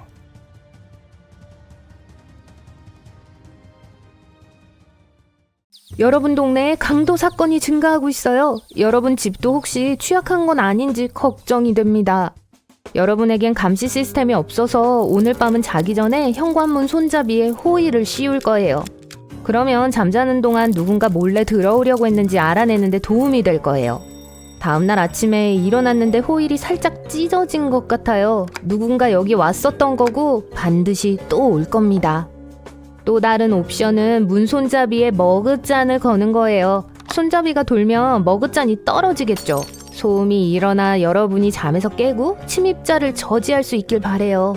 여러분의 주된 걱정거리는 최근에 어떤 방문 판매원이 들렸다는 거예요. 그 사람은 옆집에서 일한다고 하며 여러분 집 화장실을 써도 되는지 물어봤죠. 여러분은 그때 거절했고 무례하게 군 것 같아 미안했지만 아주 현명한 조치였어요. 미국에서 절도 행각의 약 60%는 원래 알고 있거나 전에 만난 적이 있는 사람에 의해 일어나요.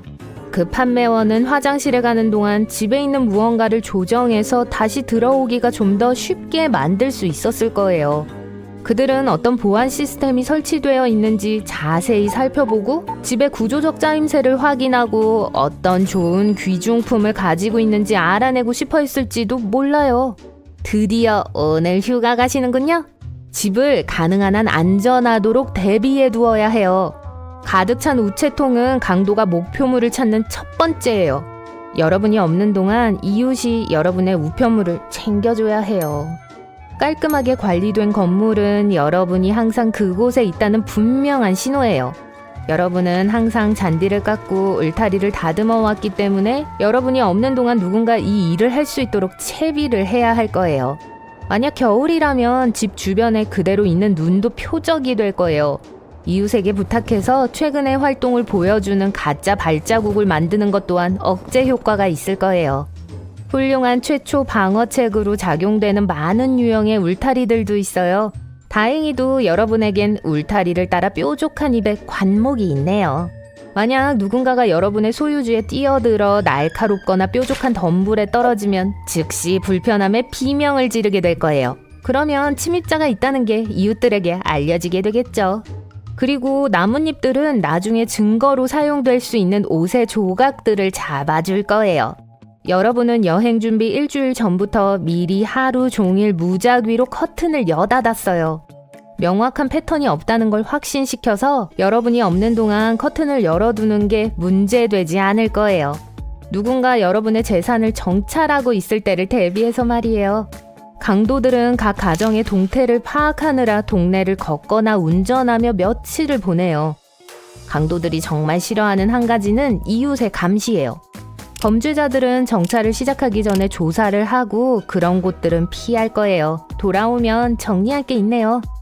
이제 모든 고가의 전자제품을 창문에서 멀리 치우세요. 훤히 보이는 곳에 가치 있는 물건이 없도록요. 찬장이나 숨은 방 안에 넣으세요. TV는 걱정하지 마세요. TV는 너무 크고 옮기는데 힘이 들어요. 범죄자들은 아이패드와 게임 장치 같은 작은 장치들에 더 관심이 있습니다. 보석 같은 작고 비싼 물건들은 상자에 넣고 비밀스러운 장소에 숨겨두세요. 놀랍게도 아이방이 좋은 곳이에요. 도둑들은 장난감은 아무런 가치가 없기 때문에 절대로 그 안에 들어가지 않는다고 인정했어요.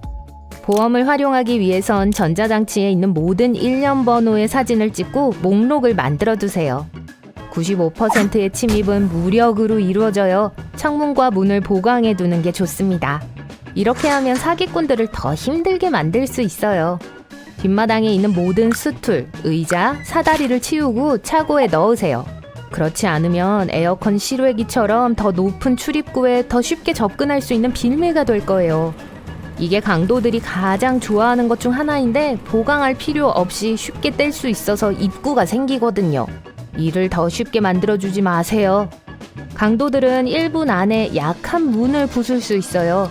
더 많은 지지를 위해 나무 대신 금속 프레임을 설치하세요.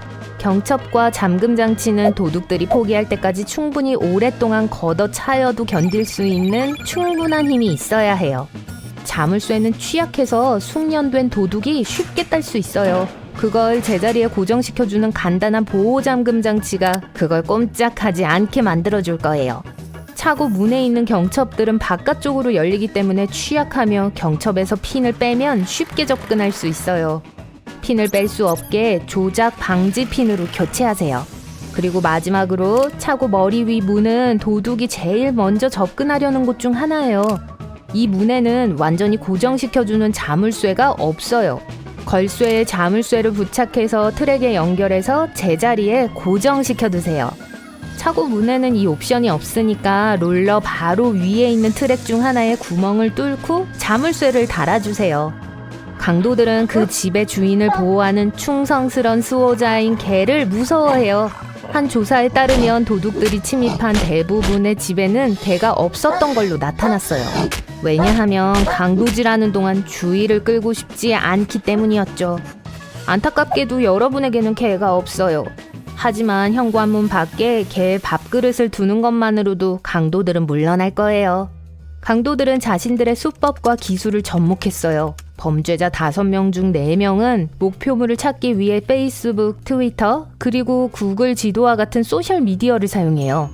집 열쇠가 있는 사진을 공유하는 것만으로도 도둑이 확대해서 정확한 측정을 함으로써 자신만의 열쇠를 만들기에 충분해요. 무선 네트워크가 안전한지 확인하고 멀리 가 있는 동안 더 강력한 새 암호를 사용하세요. 물질적인 것들만 도난에 취약한 게 아니에요. 암호 및 액세스 코드와 같은 중요한 데이터도 네트워크를 통해 도난당할 수 있어요. 또한 악성 프로그램을 통해 장치가 감염될 수 있는 위협도 있죠. 구글 지도에서 여러분의 집이 보이는 걸 완전히 제거할 수 있습니다. 집 주소를 입력하세요. 여러분이 사는 거주지의 거리 풍경을 찾아보세요. 옵션 버튼을 누르고 문제 보고를 선택하세요. 그러면 여러분 집 이미지가 있는 화면으로 이동하게 될 거예요. 집을 빨간색 사각형으로 덮을 수 있는 옵션이 있을 거예요. 내 집 옵션에서 흐리게 표시하도록 요청하고 정확한 주소를 입력하세요. 며칠이면 처리될 거예요. 집에 없는 동안 라디오는 켜놓지 마세요. 도움이 안 될 거예요. 도둑들은 집을 정찰하는 수법을 통해 라디오와 TV 소리를 확인해요. 돌아왔을 때 그게 여전히 켜져 있는지를 확인하죠. 결국 아무도 집에 없다는 걸 더 쉽게 확인할 수 있어요. 집에서 활동적인 존재감을 보여줄 수 있는 다른 옵션은 여러분만의 오디오를 만드는 거예요. 발소리, 대화, 개 짖는 소리 등과 함께 주변 소음을 하루 종일 무작위로 재생하는 거예요. 불을 켜둔 채로 두는 것도 좋은 생각이 아니에요. 스파이 활동을 하던 누군가가 특히 밤에 여러분의 집을 더 쉽게 알아차릴 거예요. 그리고 나중엔 전기세까지 도둑맞게 될 거고요. 여러분은 막 휴가를 떠날 준비가 다 되었고 쓰레기를 버려야 해요. 만약 큰 상자가 있다면 쓰레기통에 들어갈 수 있게 상자들을 부수세요. 최근에 받은 귀중품에 대한 단서를 숨기세요. 마지막 체크. 문은 다 닫았고 열려있는 창문도 없어요. 이제 드디어 여행을 즐길 수 있어요. 하지만 그림 같은 곳에서 즐기고 있더라도 거기 머무는 동안 사진은 폰에만 남겨두고 돌아올 때 인터넷에 올리세요.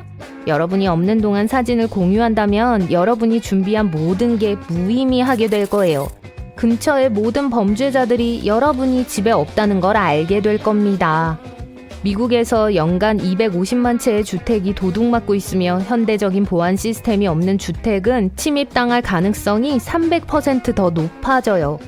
휴식을 마치고 돌아오면 여러분 집에도 하나 설치하는 게 좋은 생각일 거예요. 43.8초마다 발생합니다. 바로 미국에서 차량 도난 사건이에요. 네, 매 순간 누군가가 소중한 차량을 잃고 있습니다. 이 가슴 아픈 통계에 대해 더 자세히 알려드릴게요. 2020년에만 미국에서 80만 건 이상의 차량 도난이 보고되었으며 포드 픽업 트럭이 가장 자주 도난당한 차량으로 선정되어 도둑의 선택상을 수상했습니다. 또한 새해 첫날에 도난이 가장 많이 발생했어요. 우리 모두 자동차를 잘 살펴야 할 것 같아요. 첫 번째, 이동 중에 누군가 차를 훔쳐갈 가능성은 거의 없지만 일단 주차하고 나면 훨씬 쉬워집니다.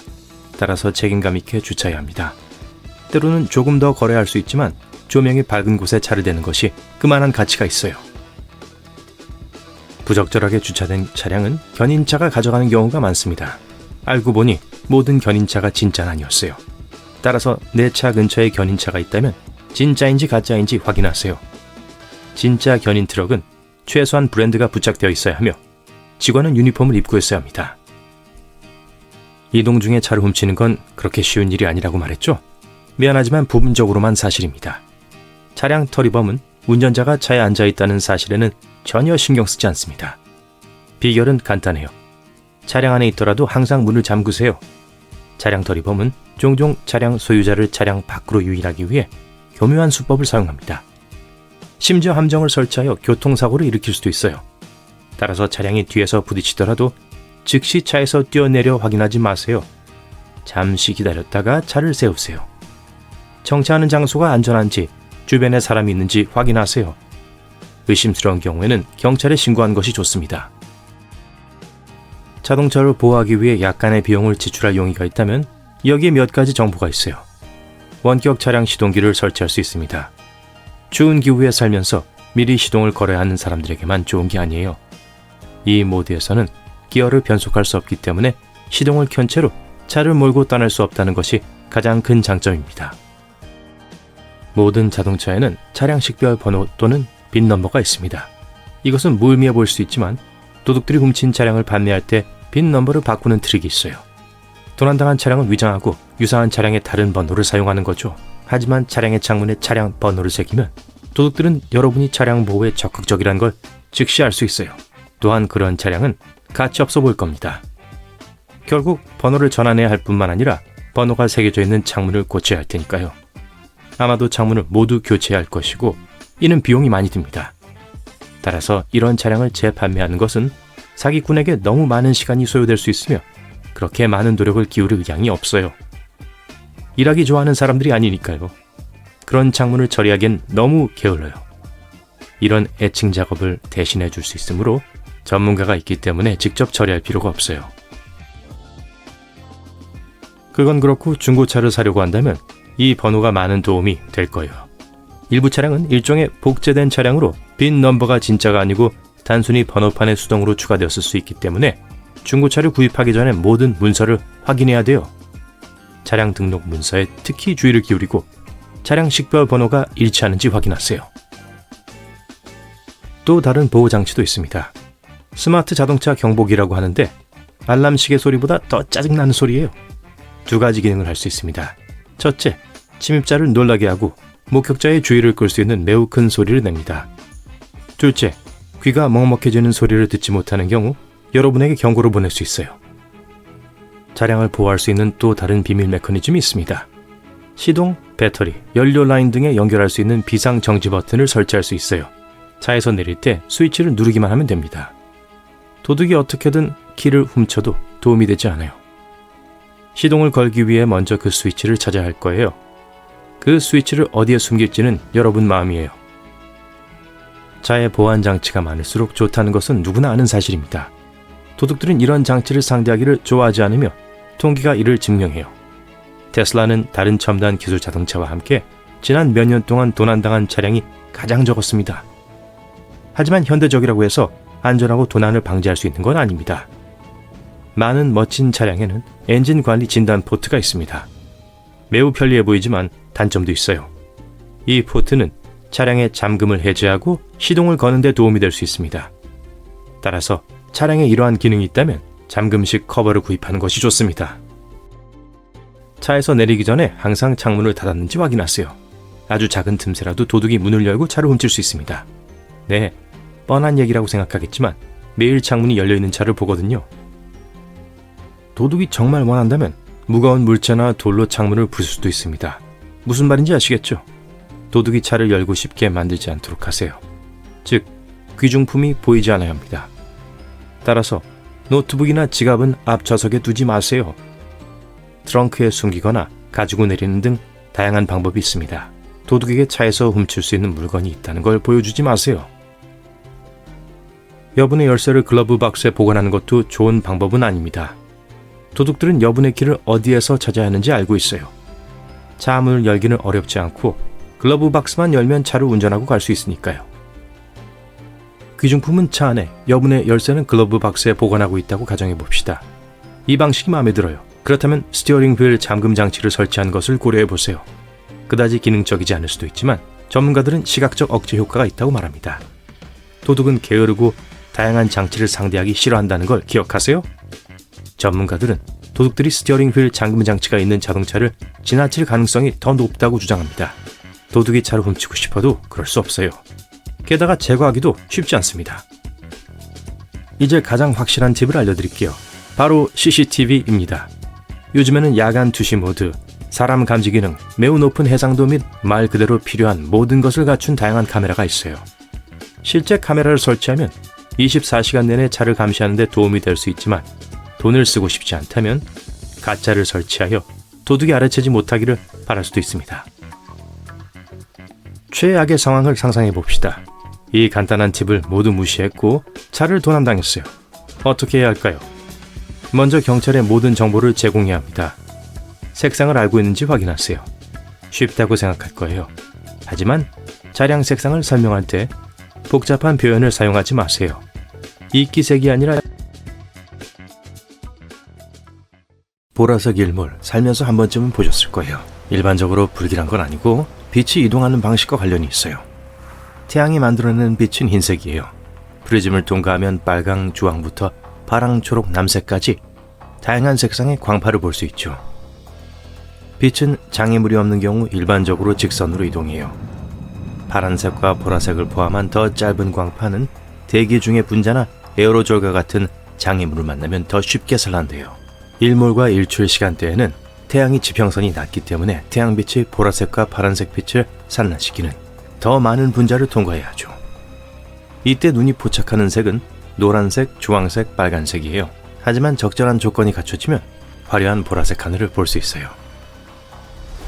때때로 보라색 하늘은 허리케인, 산불 또는 먼지 폭풍 등 훨씬 더 무서운 이유로 나타날 수 있어요.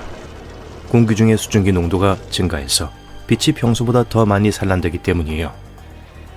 먼지, 석양, 낮게 깔린 구름도 모두 이 자연스러운 쇼에 기여해요. 해질녘에는 아직 빛이 충분하면 하늘이 주황색과 빨간색으로 변해요. 그런 다음 분홍빛을 발산하며 위에 짙은 파란색 하늘과 섞이죠.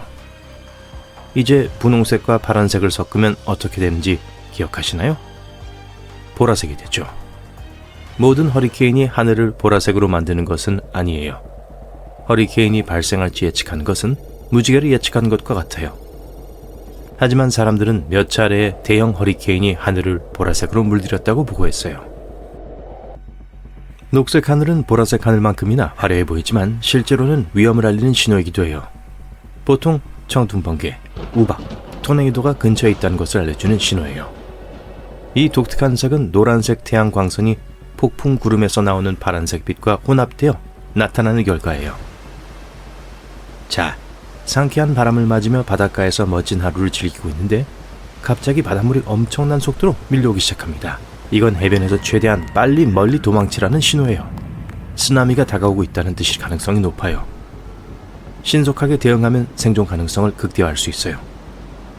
해수면이 상승하고 있지만 그 정도가 심하지 않다 해도 쓰나미가 다가오고 있다는 또 다른 신호일 수 있어요. 쓰나미는 40%의 확률로 발생하며 들어오는 물이 첫 번째 쓰나미 파도예요.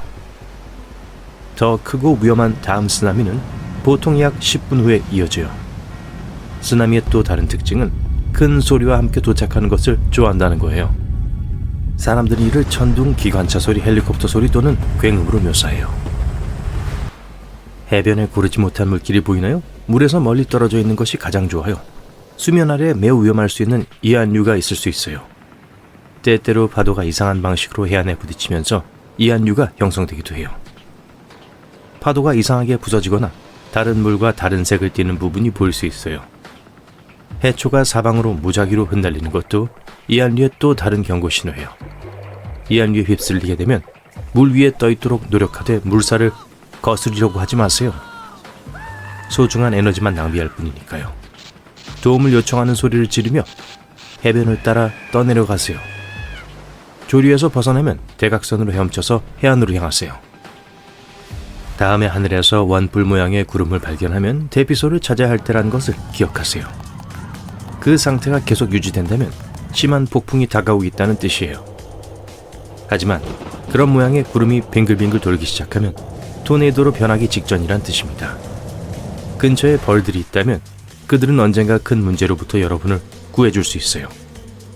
열심히 일하는 이 작은 녀석들은 폭풍이 다가오고 있다고 느끼면 평소보다 더 활발하게 움직여요. 폭풍이 몰아치기 전에 더 많은 꿀을 모으기 위해 속도를 높이죠. 그리고 일단 꿀을 다 모으고 나면 폭우가 내리기 15분 전에는 폭우가 올 조짐이 보이지 않더라도 항상 벌집으로 돌아와요. 그 비결은 폭풍 구름에 쌓인 정전기를 포착할 수 있는 매우 민감한 등쪽 털에 있어요. 수세기 동안 사람들은 큰 지진이 발생하기 며칠 전에 동물들이 이상하게 행동한 것을 알아챘어요. 개는 끊임없이 짖고 젖소는 젖을 멈추며 두꺼비, 쥐, 뱀은 집을 떠나요. 동물은 인간이 느끼지 못하는 작은 조기 충격파를 느낄 수 있는 것 같아요. 과학자들은 이에 대한 정당한 설명을 찾기 위해 끝없는 테스트와 실험을 진행했어요. 지금까지도 이 미스터리를 설명하기 위해 노력하고 있죠. 공기 중에서 오존 냄새를 맡을 수 있나요? 뇌우가 다가올 때 가장 뚜렷하고 매운 냄새를 맡을 수 있어요. 번개의 전하로 인해 높은 고도에서 자유롭게 방출되기 때문이죠. 또 다른 기분 좋은 비 냄새는 페트리코 냄새예요.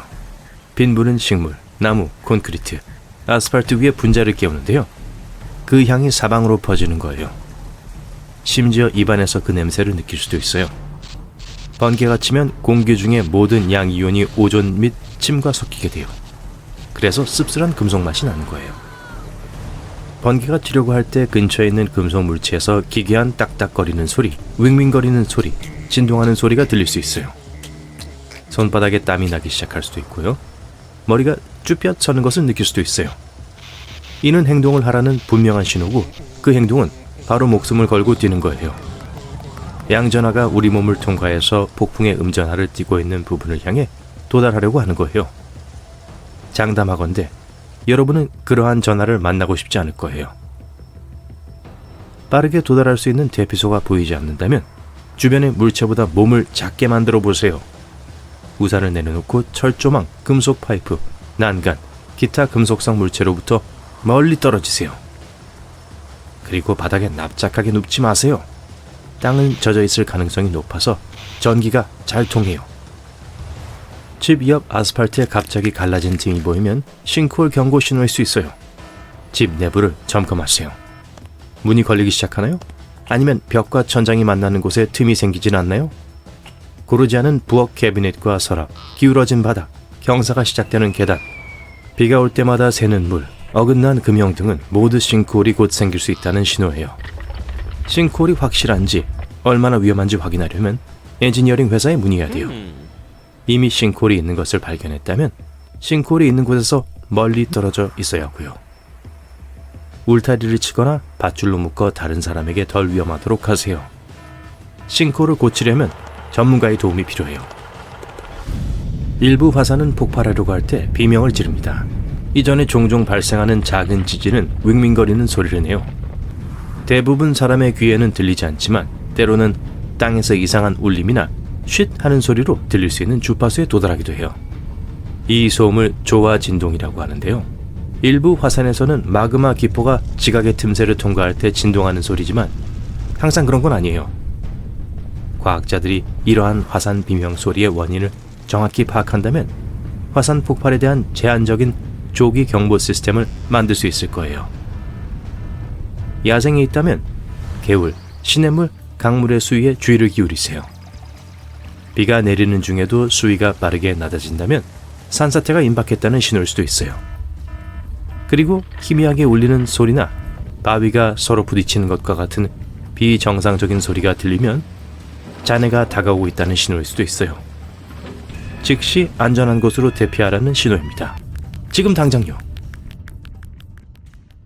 끝없이 펼쳐진 뜨거운 사막은 언뜻 보기에 생명이 없는 것처럼 보입니다. 하지만 모래사막에서는 위험하고 때로는 소름 끼치는 생물들을 만날 수 있어요. 그들 중 일부는 건강 문제를 일으킬 수 있지만 일부는 영원히 기억에 남을 수 있죠.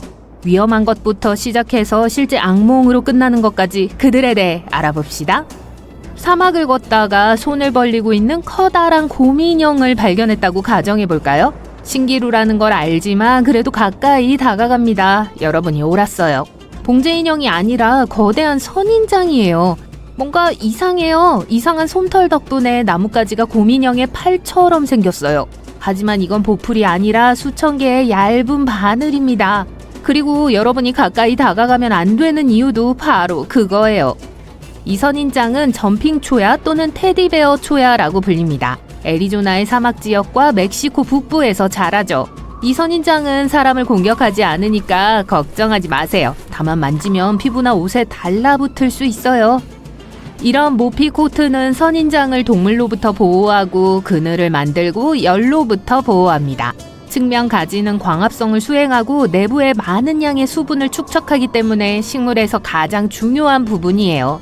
따라서 모든 위험에도 불구하고 선인장은 사막 방랑자에게 도움이 될 수 있습니다. 여기서 위험한 건 바늘이에요. 자세히 보면 갈고리 모양을 볼 수 있습니다. 한번 터치했다가는 수백 개의 가시가 이미 손가락에 붙어 있을 거예요. 제거하기가 매우 어려울 거고 바늘이 불쾌한 통증을 유발할 거예요. 이 선인장의 가장 멋진 점은 번식 방법입니다. 이 식물은 새로운 장소에서 스스로를 복제해요. 동물과 사람이 점핑 초야를 지나가서 닿으면 선인장은 바늘과 함께 자신의 작은 조각을 줍니다. 이 조각을 땅에 던지자마자 뿌리를 내리고 자라기 시작하죠. 위험의 정도가 높아지고 있습니다. 사막의 다음 괴물이 우리를 향해 달려오고 있어요. 바로 타조입니다. 많은 사람들은 이 동물이 모래 속에 머리를 숨기는 겁쟁이라고 생각해요. 하지만 운이 나빠서 타조를 만나게 된다면 생각이 바뀔 가능성이 높습니다. 일반적으로 타조는 공격적이지 않지만 둥지에 가까이 다가갔다면 도망쳐야 해요. 하지만 그럴 수 없을걸요? 타조는 시속 70km로 움직이거든요. 타조로부터 도망치려면 차가 필요합니다. 타조는 달려가서 가슴으로 적을 공격합니다. 타조가 벤을 공격해서 심각한 피해를 입힌 사례도 있어요. 하지만 이 새들의 가장 큰 위험은 날카로운 발톱이 달린 강력한 다리예요. 다리로 강한 타격을 가할 수 있고 엎드린 상대를 이길 수도 있어요. 그러니 멀리서 타조가 보이면 반대 방향으로 가세요. 이 작은 점박이 도마뱀은 미국 남서부와 멕시코 북서부의 건조한 사막에서 거의 항상 지하에 서식합니다. 가끔 점심을 먹기 위해 밖으로 나오기도 해요. 귀엽게만 보이지만 사실 위험한 길라 몬스터예요. 두꺼운 피부는 매, 코요테 및 기타 포식자로부터 스스로를 보호합니다. 하지만 이 도마뱀의 주된 방어력은 독이죠. 뱀과 거미는 긴 바늘 모양의 송곳니로 독을 주입합니다. 길라 몬스터는 먹이를 꽉 물고 씹어 독을 퍼뜨려요. 그리고 사람을 물면 오랫동안 입을 다물고 있을 수 있습니다. 이 동물을 제거하는 건 까다로운 일이에요. 독의 효과를 경험한 사람들은 마치 뜨거운 마그마가 정맥을 통과하는 것처럼 느껴진다고 말합니다. 그럼에도 불구하고 이 도마뱀은 과학에 유용한 것으로 밝혀졌어요. 의사들은 독을 사용해서 당뇨병과 비만에 대한 약을 만들었습니다. 때가 왔어요. 이제 사막에 사는 가장 소름 끼치는 생명체 중 하나를 만나게 될 거예요. 조용히 침묵에 귀를 기울이세요. 가만히 서세요. 주변에 아무도 없습니다. 갑자기 아래에서 쉿 하는 소리가 들려옵니다. 고개를 숙여보세요. 강한 턱과 긴 다리를 가진 사람 손바닥만한 커다란 노란 거미가 몸의 그림자 속에 숨어 있습니다. 공포에 질린 여러분은 이 괴물로부터 도망치지만 괴물은 여러분을 쫓아와요. 이 상황에서는 쉽지 않겠지만 진정하려고 노력하세요. 괴물은 여러분에게 관심이 없습니다. 뜨거운 태양으로부터 숨기 위해 여러분의 그림자를 원할 뿐이죠. 어쨌든 만지지 않는 게 좋습니다. 낙타거미의 강력한 턱은 가볍게 말하자면 불쾌한 감각을 유발할 수 있어요.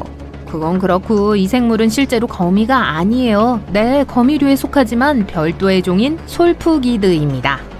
이들은 무는 걸 좋아합니다. 겁이 없고 꽤 공격적이죠. 곤충, 도마뱀, 설치류, 작은 새를 잡아먹습니다. 또한 시속 16km로 움직일 수 있어요.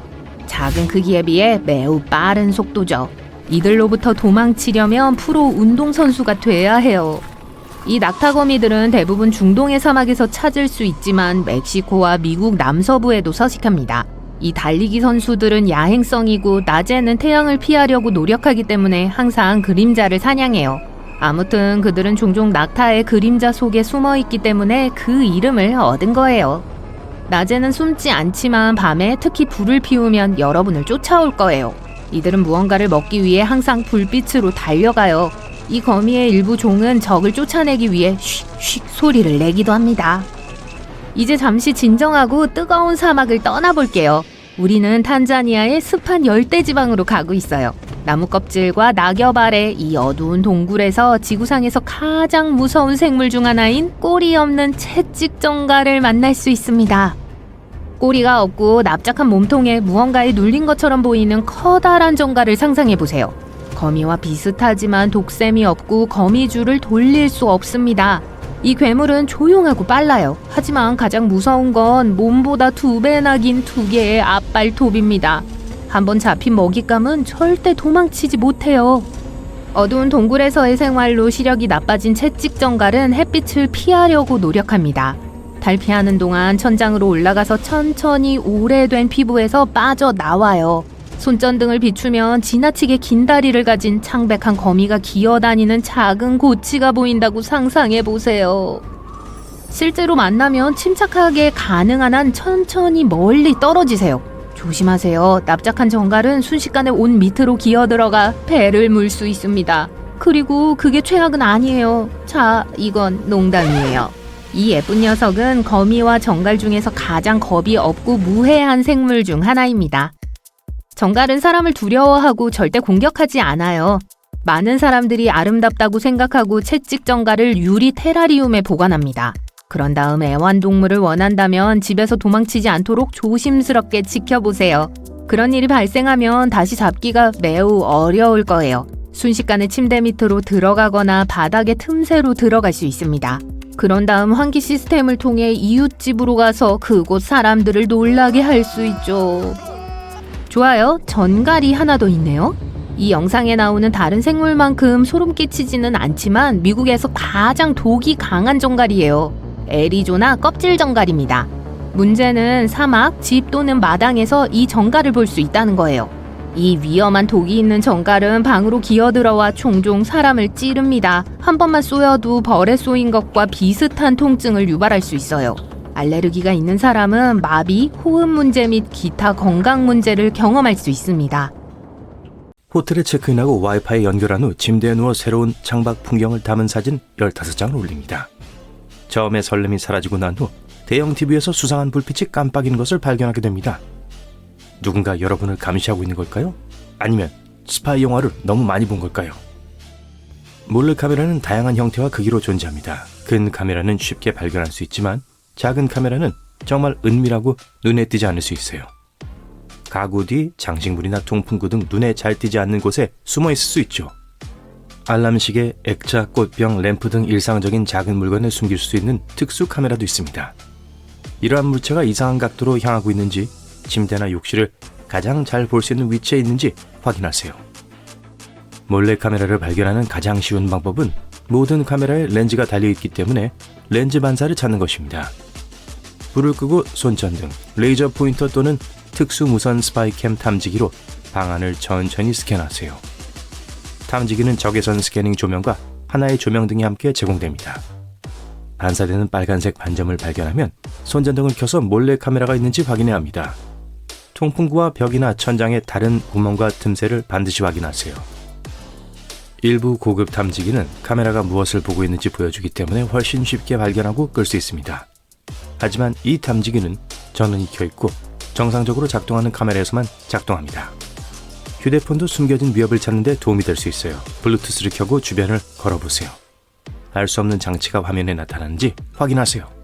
또 다른 방법은 호텔에서 사용 중인 와이파이 네트워크에 연결된 모든 장치를 보여주는 네트워크 스캐너 앱을 설치하는 것입니다. 스캔이 완료되면 목록에서 IP 카메라 또는 캠과 같은 장치가 있는지 살펴보세요. 또한 휴대폰을 셀카 모드로 설정하고 조명을 끄고 커튼을 닫은 다음 화면에 초점을 맞추면서 천천히 방안을 둘러보세요. 화면에 보라색 또는 흰색 조명을 주시하세요. 탐정놀이를 좀 더 해보려면 친구나 가족에게 전화를 걸어 방안을 걸어보세요. 몰래카메라는 일종의 무선 주파수를 방출해야 합니다. 전화통화 신호를 방해할 가능성이 높아요. 방의 특정 구역에서 통화하는 동안 이상한 소리가 들리기 시작하면 주의 깊게 살펴보세요. 전등, 스위치, 전기 콘센트, 램프 및 평소에는 주의를 기울이지 않는 물체를 확인하세요.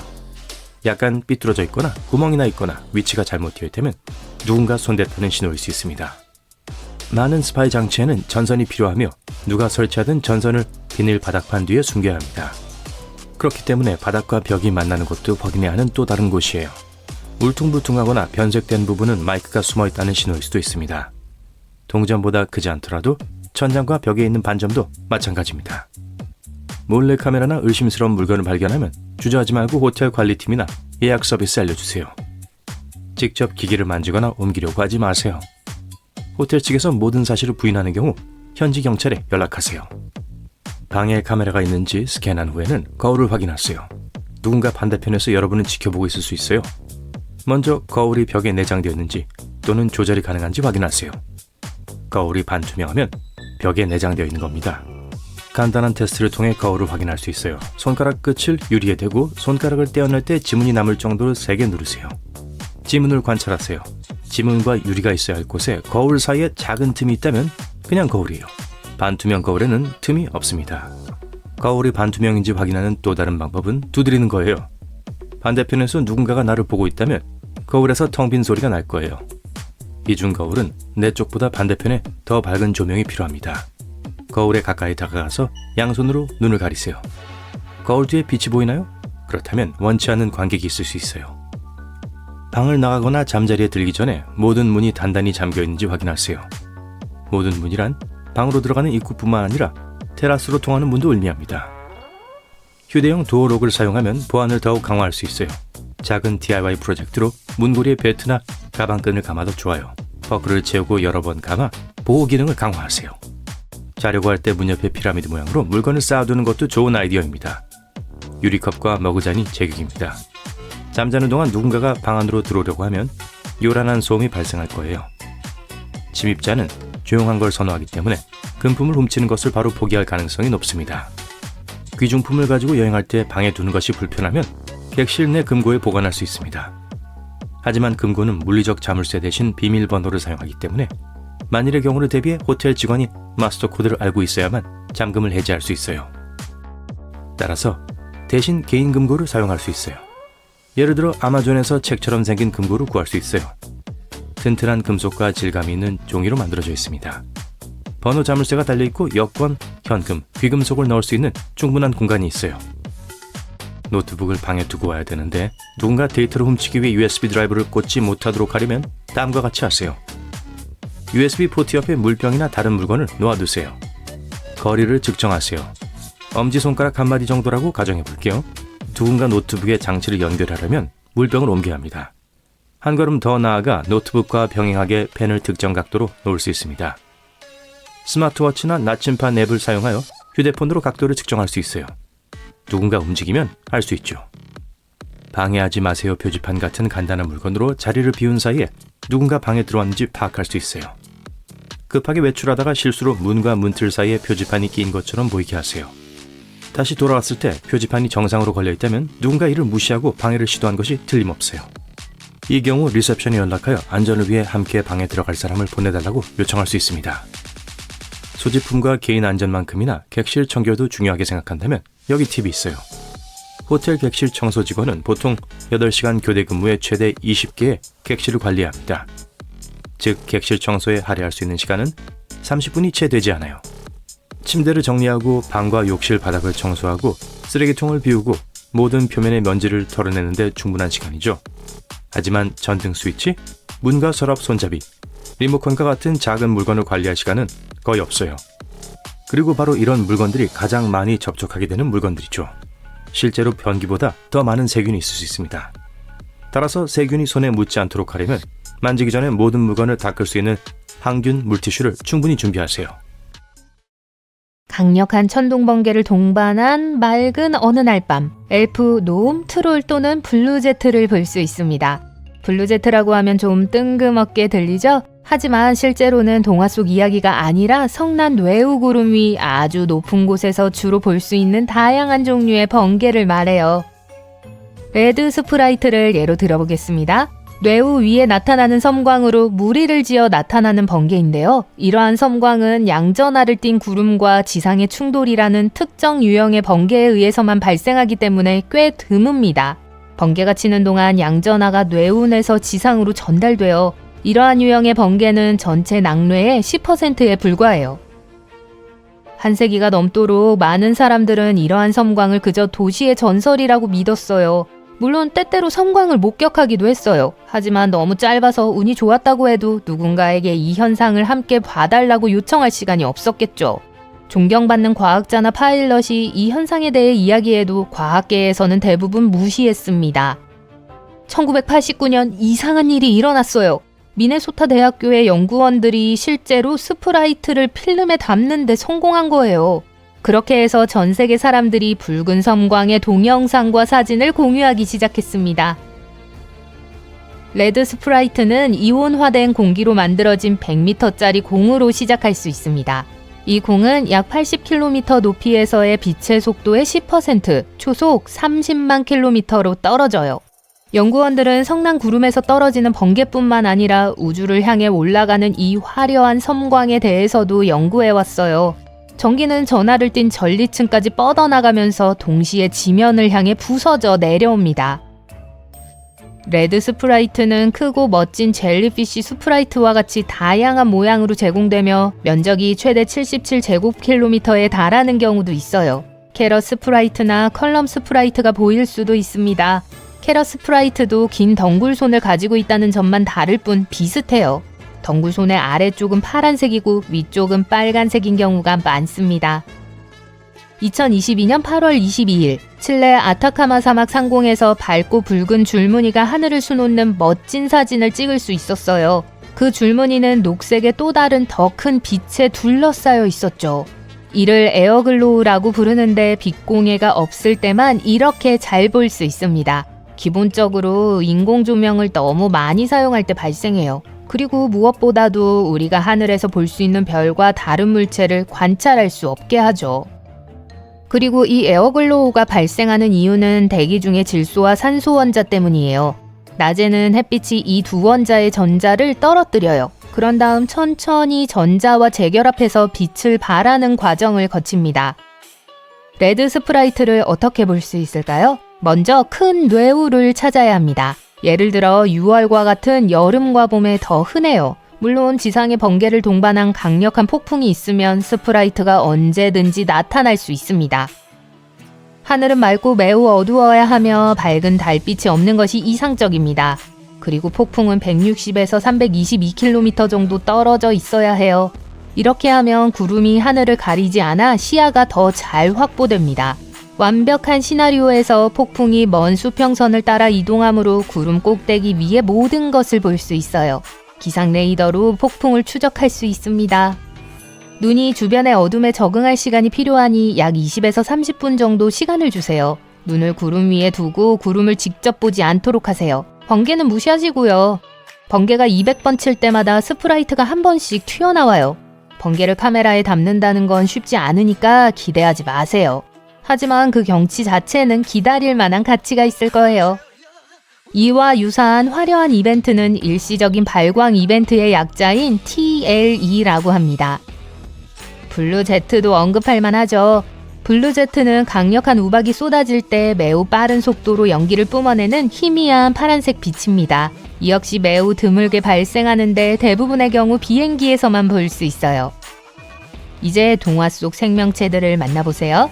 번개섬광에 대해 이야기하자면 엘프는 대기권에서 약 97km 높이에서 볼 수 있는 희미한 빛의 짧은 원반입니다. 영어 약어로 엘프고요. 정식 명칭은 전자기 펄스 소스로 인한 빛의 방출 및 매우 낮은 주파수 섭동입니다. 네, 그냥 엘프라고 부르는 게 좋겠네요. 트롤로 넘어갈게요. 트롤은 매우 강력한 레드 스프라이트가 번쩍인 후 구름 꼭대기 근처에 나타나는 붉은색 점입니다. 노움은 가장 작고 빠른 섬광입니다. 큰 뇌우의 엠빌 꼭대기에서 번쩍이는 작은 흰색 빗줄기를 말해요. 엠빌은 격렬한 폭풍의 꼭대기에서 볼 수 있는 길쭉한 구름입니다. 상층 바람과 함께 아래로 퍼지죠. 그리고 노움은 단 1마이크로초 동안만 지속됩니다. 그리고 이것도 보세요. 공 번개는 골프공만큼 크거나 매우 큰 비치볼까지 자랄 수 있는 불타는 구슬 모양을 하고 있습니다. 노란색, 빨간색, 흰색, 주황색, 녹색 또는 보라색일 수 있어요. 번개는 몇 초, 때로는 몇 분 동안 살아있을 수 있습니다. 수세기 동안 많은 사람들이 공 번개를 본 경험에 대해 이야기해왔고 때로는 집안으로 번개가 떠다니기도 했어요. 하지만 이러한 현상은 예측할 수 없으며 매우 드물게 발생합니다. 과학자들은 실험실에서 공번개를 재현하거나 적어도 이와 매우 유사한 것을 재현하는 데 성공했어요. 그들은 공번개가 번개가 땅에 떨어진 후에 나타난다는 것을 깨달았습니다. 그러면 토양의 광물 알갱이가 증발해요. 여기 장관을 이루는 화산 번개가 있습니다. 화산 번개는 야생 화산 폭발의 연기 속에서 태어나요. 다른 뇌우와 마찬가지로 화산 번개는 지구 대기에 정전기가 쌓일 때 형성돼요. 그런 다음 번개 모양으로 방출되죠. 과학자들은 전체 메커니즘을 이해하지는 못하지만 충전과 관련이 있다고 생각합니다.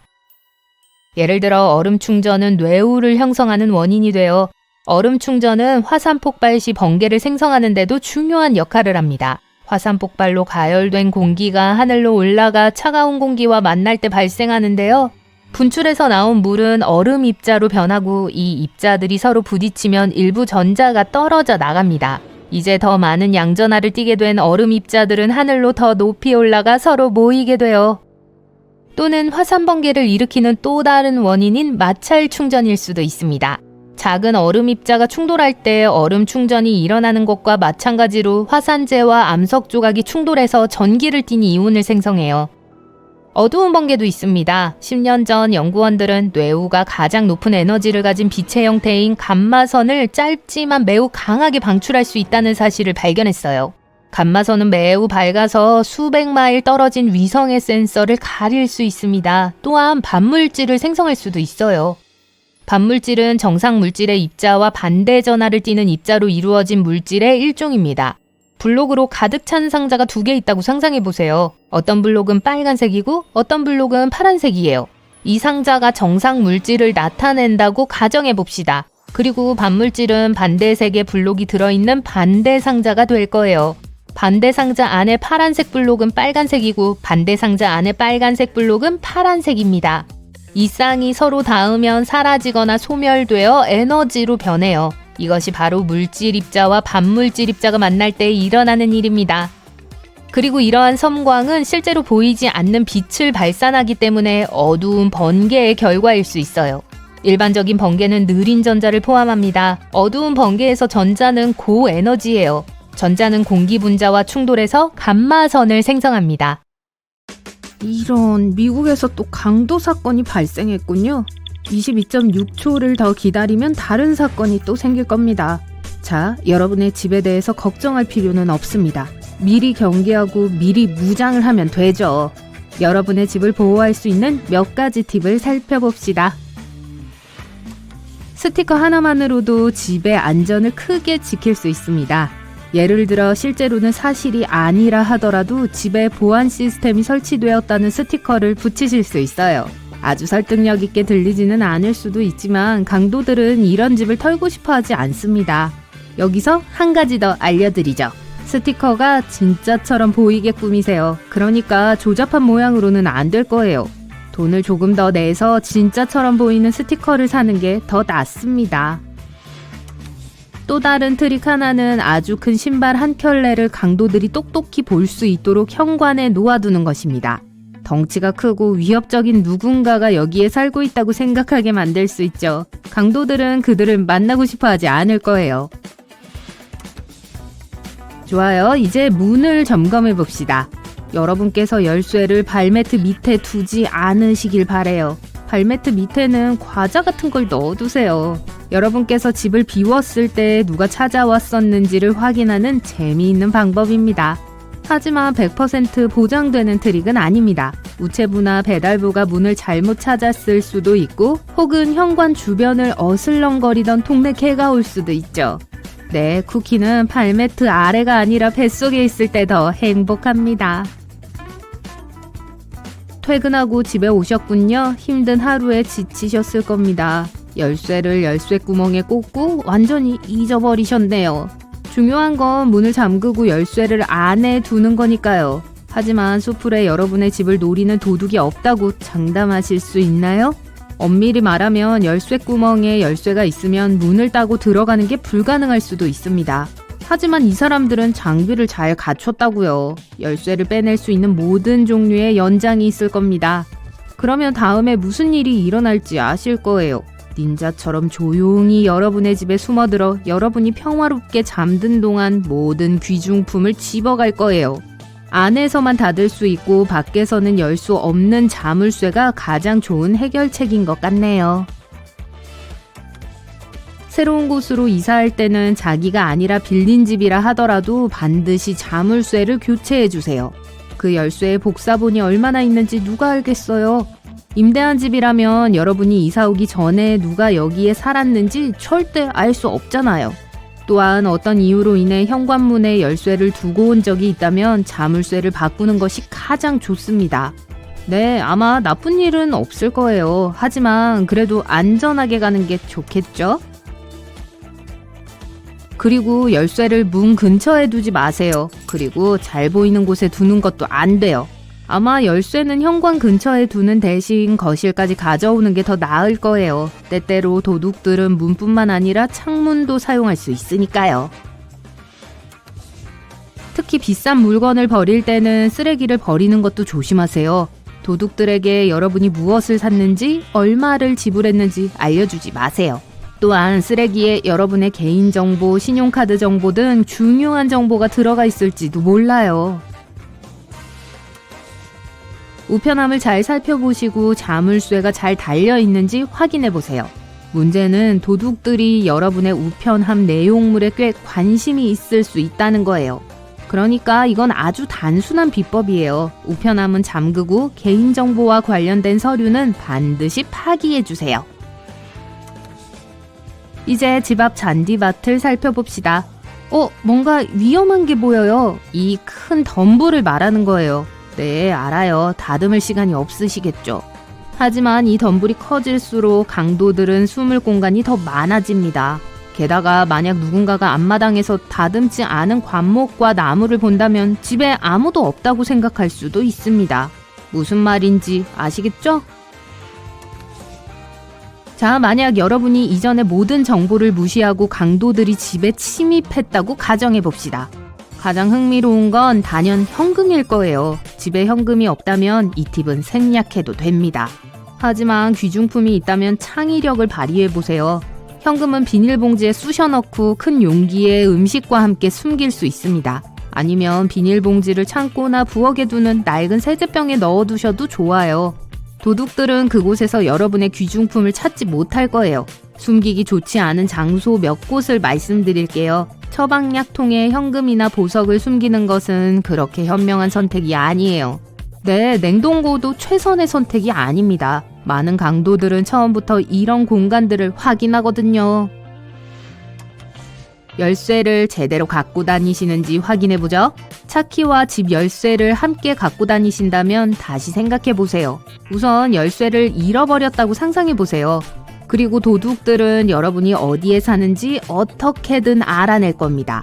그럼 그들은 자신들이 원하는 것에 접근할 수 있을 뿐만 아니라 여러분께서 힘들게 산 모든 물건들을 운반할 수 있는 차량까지 갖게 되겠죠. 특히 차고를 통해 집으로 몰래 들어가는 것이 가능하다면 차고 열쇠도 조심하세요. 그렇지 않다 해도 차고에는 귀중품이 없다고 누가 그러던가요? 하지만 도둑들에게는 어떠한 한계도 없습니다. 작은 창문을 통해서도 집에 몰래 들어갈 수 있어요. 문을 선호하는 이유는 문이 가장 안전한 방법이기 때문이에요. 창문으로 비집고 들어가는 동안 긁혀서 얼굴이나 몸에 흠이 생길까봐 그러는 게 아니에요. 만약 DNA를 남기면 그들을 추적할 수 있는 증거가 생긴다는 게 중요하죠. 하지만 도둑들은 흔적을 남기지 않기 위해 주의를 기울입니다. 예를 들어 영국의 한 보고서에 따르면 도둑의 약 3%만이 법의학적 증거를 남긴다고 합니다. 밤에 자기 자신을 보호하고 싶다면 몇 가지 방법이 있습니다. 첫 번째, 열쇠 구멍에 큰 클립이나 실핀을 삽입하는 거예요. 여분 열쇠가 있다면 그 열쇠를 쓰셔도 돼요. 이렇게 하면 열쇠를 사용하는 것이 불가능하지는 않더라도 강도들이 들어오는 게 아주 어려워질 거예요. 두 번째로, 바리케이드를 치는 것도 방법이에요. 무거운 의자일 수도 있고 책장일 수도 있죠. 여러분을 안전하게 지켜줄 수 있다면 무엇이든 유용할 거예요. 만약 여러분의 문이 바깥쪽으로 열린다면 이 바리케이트는 훌륭한 역할을 해줄 거예요. 의자도 아주 유용할 겁니다. 의자를 문 손잡이 아래에 고정해 주세요. 가장 강력한 보안 시스템은 아닐지라도 제 역할을 해줄 거예요. 문 손잡이와 의자 손잡이를 함께 묶는 것도 하나의 방법입니다. 가짜 보안 카메라는 밤낮으로 여러분을 보호해 줄 수 있을 거예요. 다시 말씀드리지만 도둑들은 보이는 것처럼 겁이 없진 않아요. 만약 진짜 CCTV가 있다면 사기꾼들이 카메라를 중지시키지 않도록 조심하세요. 그러니까 찾기 힘든 곳에 두는 게 좋습니다. 만약 자신을 지키기 위해 약간의 돈을 쓸 의향이 있다면 여러분에게는 동작 감지 조명이 딱 필요할 거예요. 도둑들은 어두운 곳을 좋아하기 때문에 일단 여러분의 집에 접근하면 밝은 빛에 겁을 먹을 겁니다. 이 방법은 여러분이 집에 있다는 걸 강도들이 아는 경우엔 효과가 있지만 집에 아무도 없다는 게 확실하다면 효율성은 훨씬 떨어집니다. TV와 라디오 타이머도 하나의 트릭입니다. 집에 아무도 없더라도 이 둘을 사용해 집에 있는 것처럼 꾸며낼 수 있죠. 동작 감지 조명과 똑같은 효과예요. 이 트릭은 몇몇 강도들을 속일 수 있겠지만 100% 보장되는 게 아니라는 걸 다시 말씀드릴게요. 어떤 도둑들은 집에 TV가 켜져 있어도 겁없이 침입하기도 하니까요. 실시간 경보 시스템은 어떨까요? 진짜여도 되고 가짜여도 됩니다. 강아지 말이에요. 앞에 신발 트릭 기억나시나요? 강아지가 없다고 해도 똑같은 트릭을 쓰실 수 있습니다. 현관에 큰 그릇을 놓아두는 겁니다. 단 모든 것이 진짜처럼 보여야 해요. 그러니까 손도 대지 않은 새 그릇을 쓰면 안 된다는 거예요. 여러분께서는 모든 이웃들을 알고 계시나요? 그렇지 않다면 쿠키라도 구워서 이웃집을 방문해 서로 알고 지내는 게 좋을 거예요. 일단 도둑들은 사람들이 서로를 알고 신경 써주는 동네에서 활개치고 싶어 하지 않습니다. 이런 곳에서는 도둑질이 들키고 걸릴 가능성이 아주 높죠. 그러니까 일종의 이웃 감시는 여러분의 집을 보호해 줄 거예요. 새로운 친구들을 찾을 수 있기도 하죠.